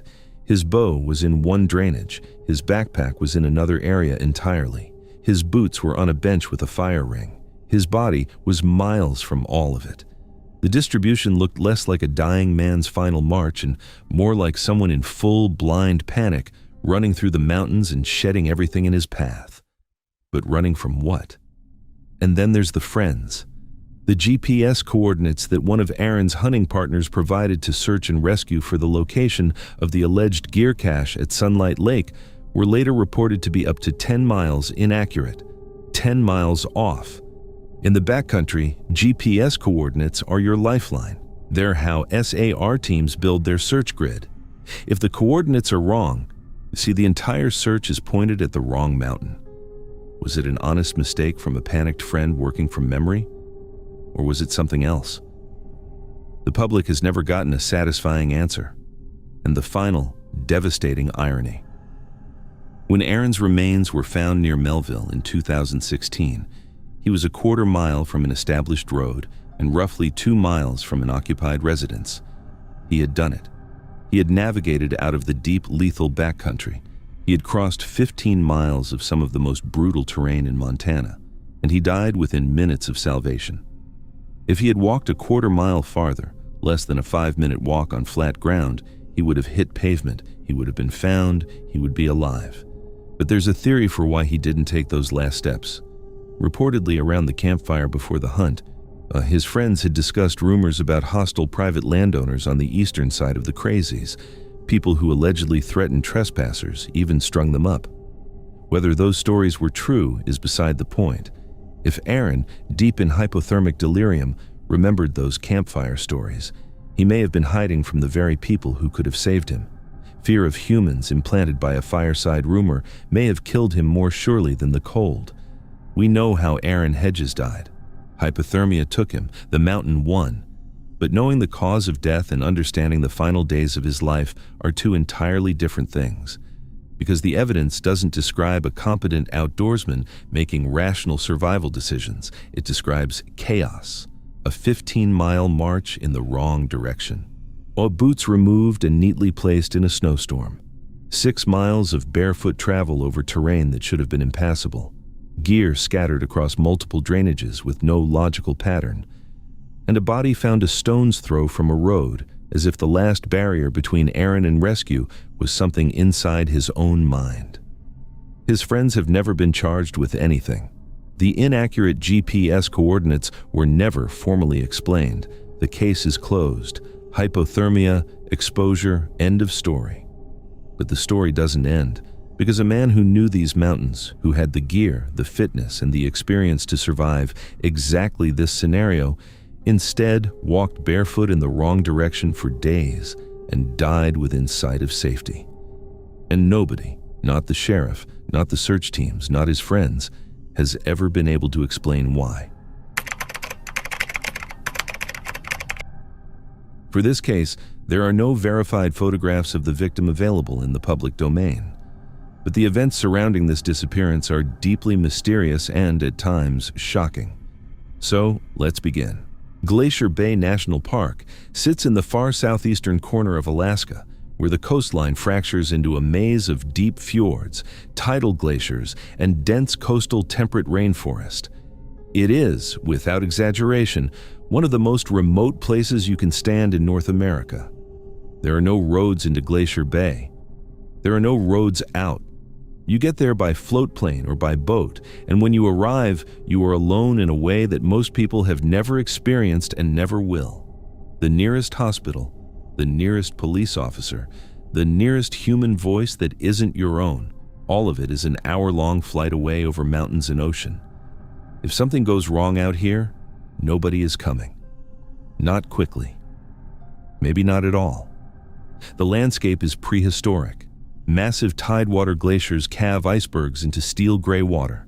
The forests are a suffocating tangle of Sitka spruce and hemlock, draped in moss, growing so thick that sunlight barely reaches the ground. The underbrush is a wall. And sharing this landscape with you are some of the largest apex predators on the continent. Coastal brown bears, close relatives of the grizzly, but bigger, fed on a diet of salmon and berries, roam the shores and the river valleys. Wolves move through the timber. The food chain here is simple and absolute. You are not at the top of it. By late September, the environment is actively hostile. The summer is gone. The days are getting shorter and colder. Storms roll in off the Gulf of Alaska with almost no warning. Driving rain, biting wind, temperatures that drop into the 30s and stay there. The psychological weight of the isolation is immense. Now, you are surrounded by beauty that could kill you, and there is no one to hear you if it does. That's the stage. Now let me tell you about the man who chose to walk onto it alone. Kevin Robert O'Keefe was 36 years old, from Sacramento, California. And before you picture a reckless adrenaline junkie, let me correct that image. Kevin was a serious, methodical, deeply experienced outdoorsman. This trip to Glacier Bay wasn't an impulse. It was something he'd been planning and training for with deliberate care. He viewed it as a personal challenge, a spiritual test of sorts, a chance to disconnect completely from civilization and immerse himself in raw, unmediated wilderness. He recognized how dangerous Alaska's backcountry was, and he respected it. Before the trip, he enrolled in a rigorous wilderness survival course specifically to prepare. He built a detailed itinerary and filed it with the park rangers, telling them exactly where he'd be camping, exactly what routes he'd be hiking, and exactly when his float plane would return to pick him up. He planned to establish a static base camp and make short, controlled day hikes to photograph the landscape. Everything about Kevin's approach screamed caution, competence, and control. On September 28, 1985, a chartered float plane drops Kevin at a remote stretch of shoreline in Glacier Bay. He sets up camp. It's a good site, well organized, well stocked. He's got a quality tent, a warm sleeping bag, cooking gear, water filtration, extra thermal clothing, food supplies, and backup survival equipment. He's packed snowshoes for reaching a nearby alpine lake where he wants to take photographs. The plan is simple: 2 weeks of solo camping, short day hikes from the base, and then the float plane returns on a prearranged date to fly him home. For the next week and a half, we have to assume things went according to plan. Kevin had no satellite phone, no radio, no way to communicate with the outside world. That was the point. He wanted total disconnection. So from September 29th through early October, Kevin O'Keefe existed in a pocket of absolute silence, alone with the glaciers and the forest and whatever else was out there. On October 10th, at noon, the float plane arrives at the prearranged rendezvous coordinates. The pilot is expecting to see Kevin standing on the shoreline with his gear, ready for extraction. He isn't there. The pilot circles. He waits. Nothing. Kevin does not appear. Park officials are contacted. Rangers fly out to Kevin's campsite for an emergency welfare check. And what they find is one of the strangest, most quietly unsettling scenes in the history of Alaskan backcountry investigation. The tent is standing. It's perfectly pitched, structurally intact, looking exactly the way a well-made camp should look. Inside, Kevin's sleeping bag is neatly laid out and unrolled. His cooking gear is organized. His backup clothing is folded. His water filtration system is in place. His primary survival backpack is sitting inside the tent, packed. The scene reads like a man who stepped out for a 5-minute walk and fully intended to come right back.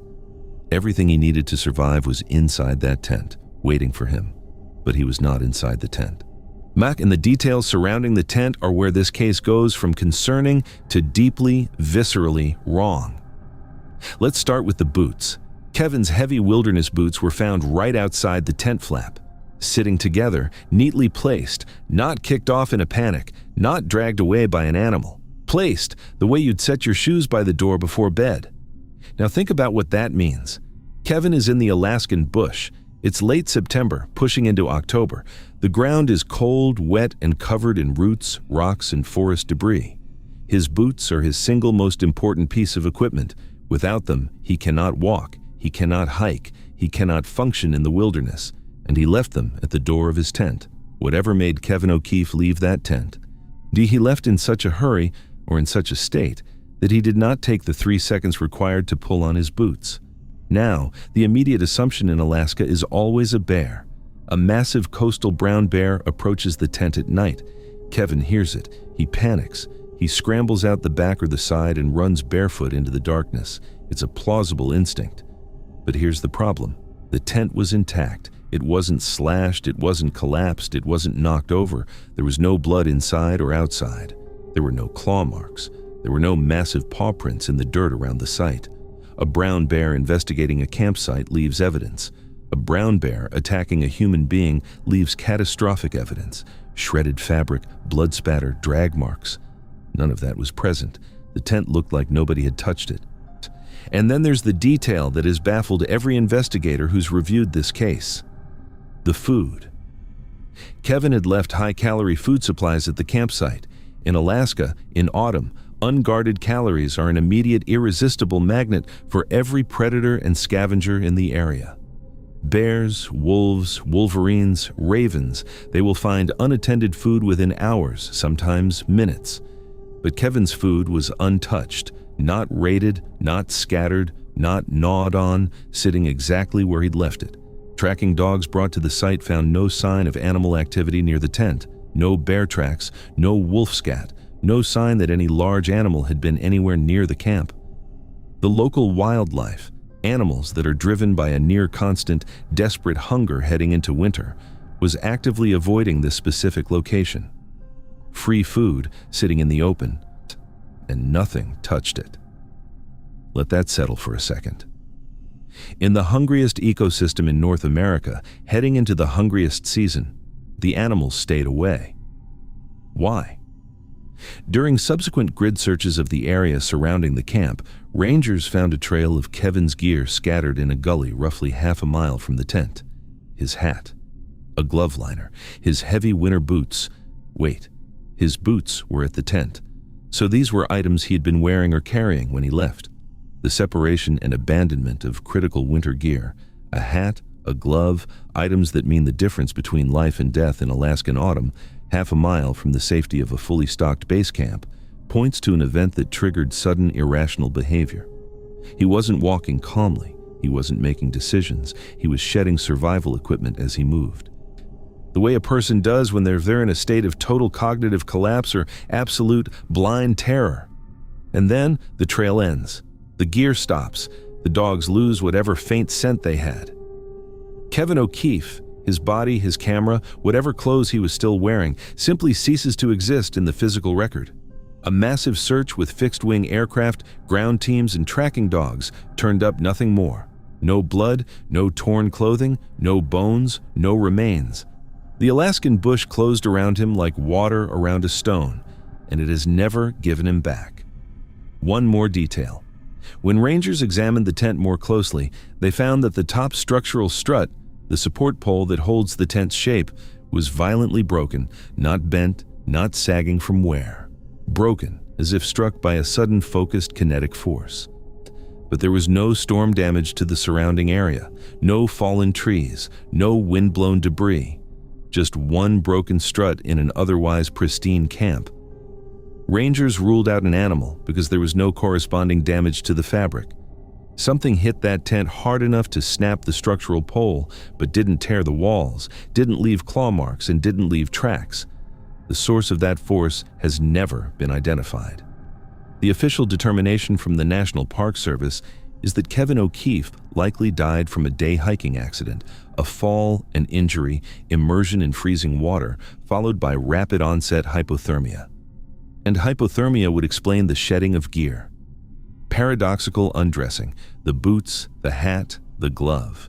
The brain fails, the body burns, the victim strips. It's textbook. It's clean. It's the answer that fits the standard model. But the standard model doesn't explain the untouched food. It doesn't explain why Alaskan predators and scavengers avoided a free meal for weeks. It doesn't explain a broken tent strut with no corresponding damage. It doesn't explain a campsite that looks like a man stepped out to check the weather and never came back. And it doesn't explain why a man who took a wilderness survival course specifically for this trip, who filed an itinerary with the rangers, who built a perfect base camp and stocked it with everything he needed, why that man walked out of his tent without his boots and never walked back in. Kevin O'Keefe flew into one of the most remote places on the continent with a plan, a purpose, and every tool he needed to come home alive. He set up camp. He laid out his sleeping bag. He placed his boots by the door, and then, on some night in the first 2 weeks of October 1985, something made him leave. Something that didn't break the tent, something that didn't bleed, something that scared the bears away from a free meal. He stepped outside in his bare feet, walked into the Alaskan dark, and was never seen again. Joshua Tree National Park is 2 hours east of Los Angeles, and that proximity is the first lie the desert tells you. Because people hear National Park 2 hours from LA, and they picture something manageable, something tame, paved trails, gift shops, maybe a little warm. What they don't picture is 1,200 square miles of jagged Monza granite rock piles, dry washes, and bleached-out scrub brush baking under a sun that wants to kill you. In June, the daytime temperature in Joshua Tree regularly blows past 105, 110 degrees. The ground radiates heat back up at you like an open oven. There is no shade, there is no water, and the landscape is a maze. Not a metaphorical maze, a literal one. The rock formations look identical, the ridgelines look identical, the canyon bottoms look identical. You walk for an hour, turn around, and the place you came from looks exactly like the place you're going. Experienced hikers have described losing their bearing within minutes of stepping off a maintained trail. The desert doesn't need cliffs or rivers to kill you. It just needs you to be confused for long enough, and the heat does the rest. That's the setting. A blast furnace disguised as a postcard. Late June 2010. Now let me tell you about Bill. William Bill Owasco was 66 years old, a Vietnam veteran, a resident of suburban Atlanta, Georgia, who had traveled to Southern California specifically for a hiking vacation. And I want to be clear about the kind of person Bill was, because it's central to why this case is so confounding. He was not a reckless tourist who wandered into the desert on a whim.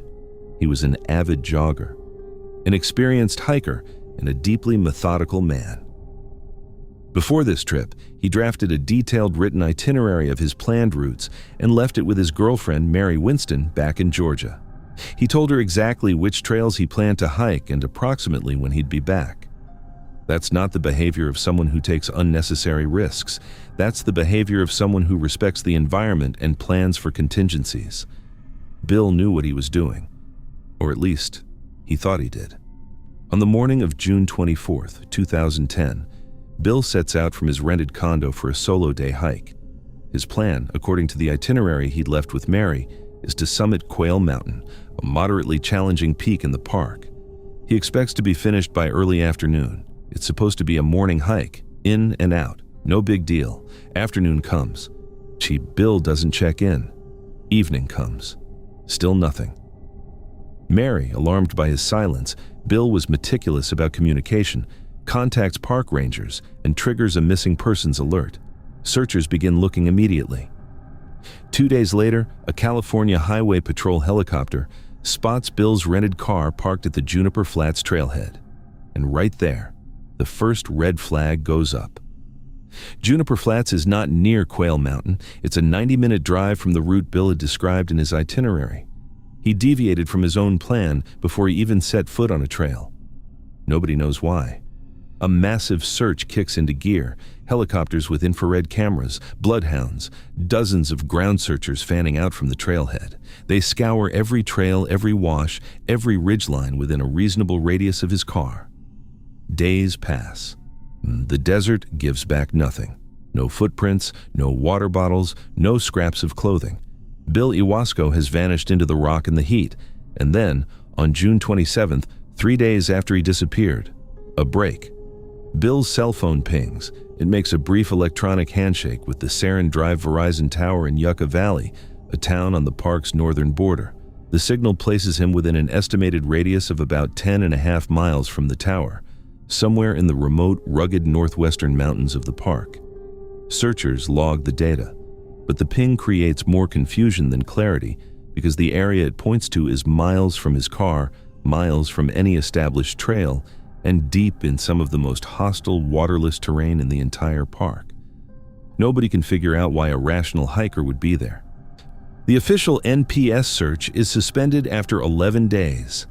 Bill is not found, but the case doesn't die. Over the next 12 years, something remarkable happens. A retired civil engineer named Tom Mahood becomes obsessed with the case. He organizes an unprecedented amateur search effort, recruiting experienced desert hikers to systematically comb the backcountry. Over the course of a decade, Mahood and his volunteers log more than 1,700 miles of GPS-tracked searching. They find nothing until February of 2022. A hiker traversing a remote saddle along a ridge spine in the park's far northwest sector spots a backpack and human remains. Dental records confirm what everyone feared. It's Bill Iwasco. 12 years, and the desert finally gave him back.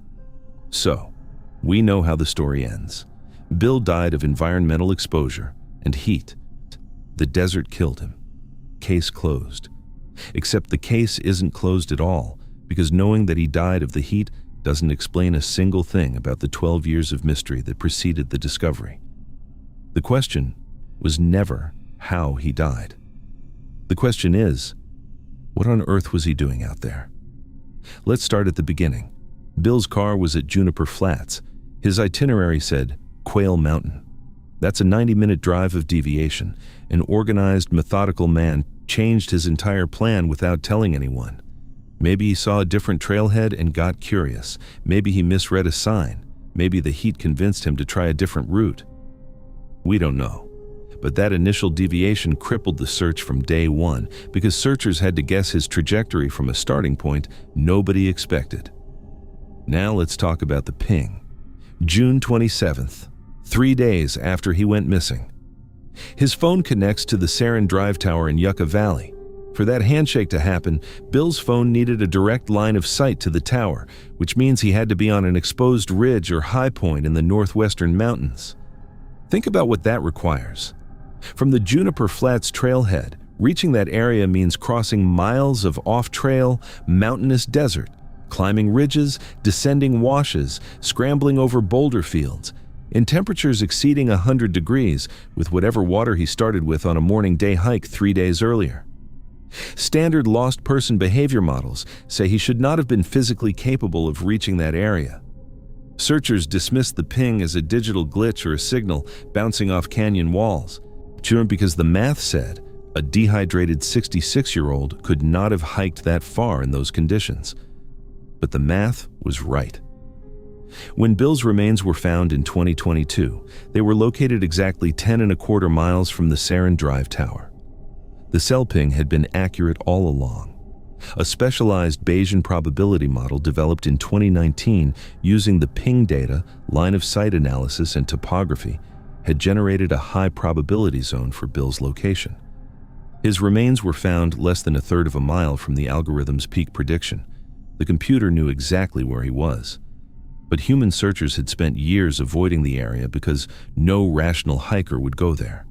And that's the core of this mystery. Bill's route makes no sense.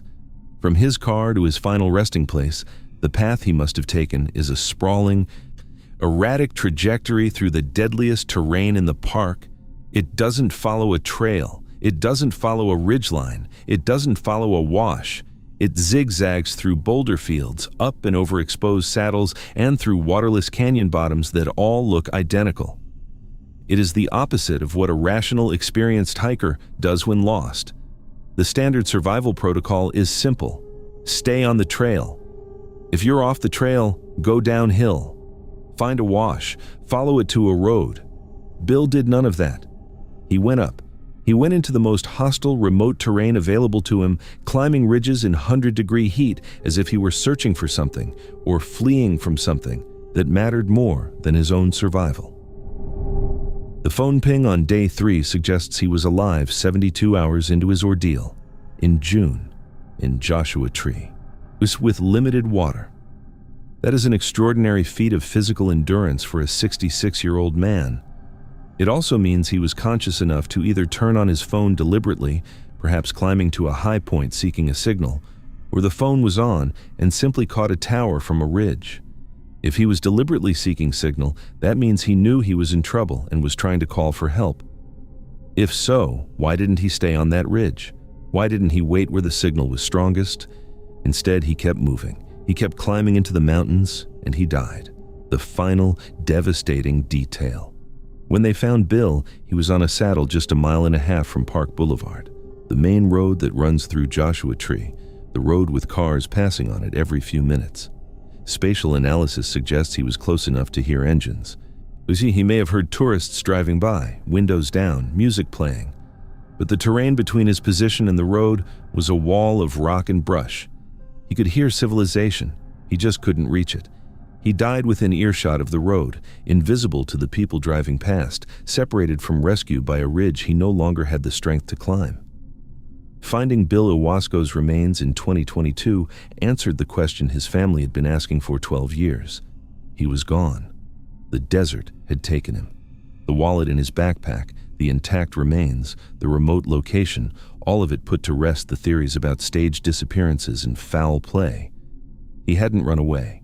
He hadn't been abducted. He had walked into the desert and died there, alone in the heat. But finding him didn't explain him. It didn't explain the changed trailhead. It didn't explain the massive irrational deviation from every known trail.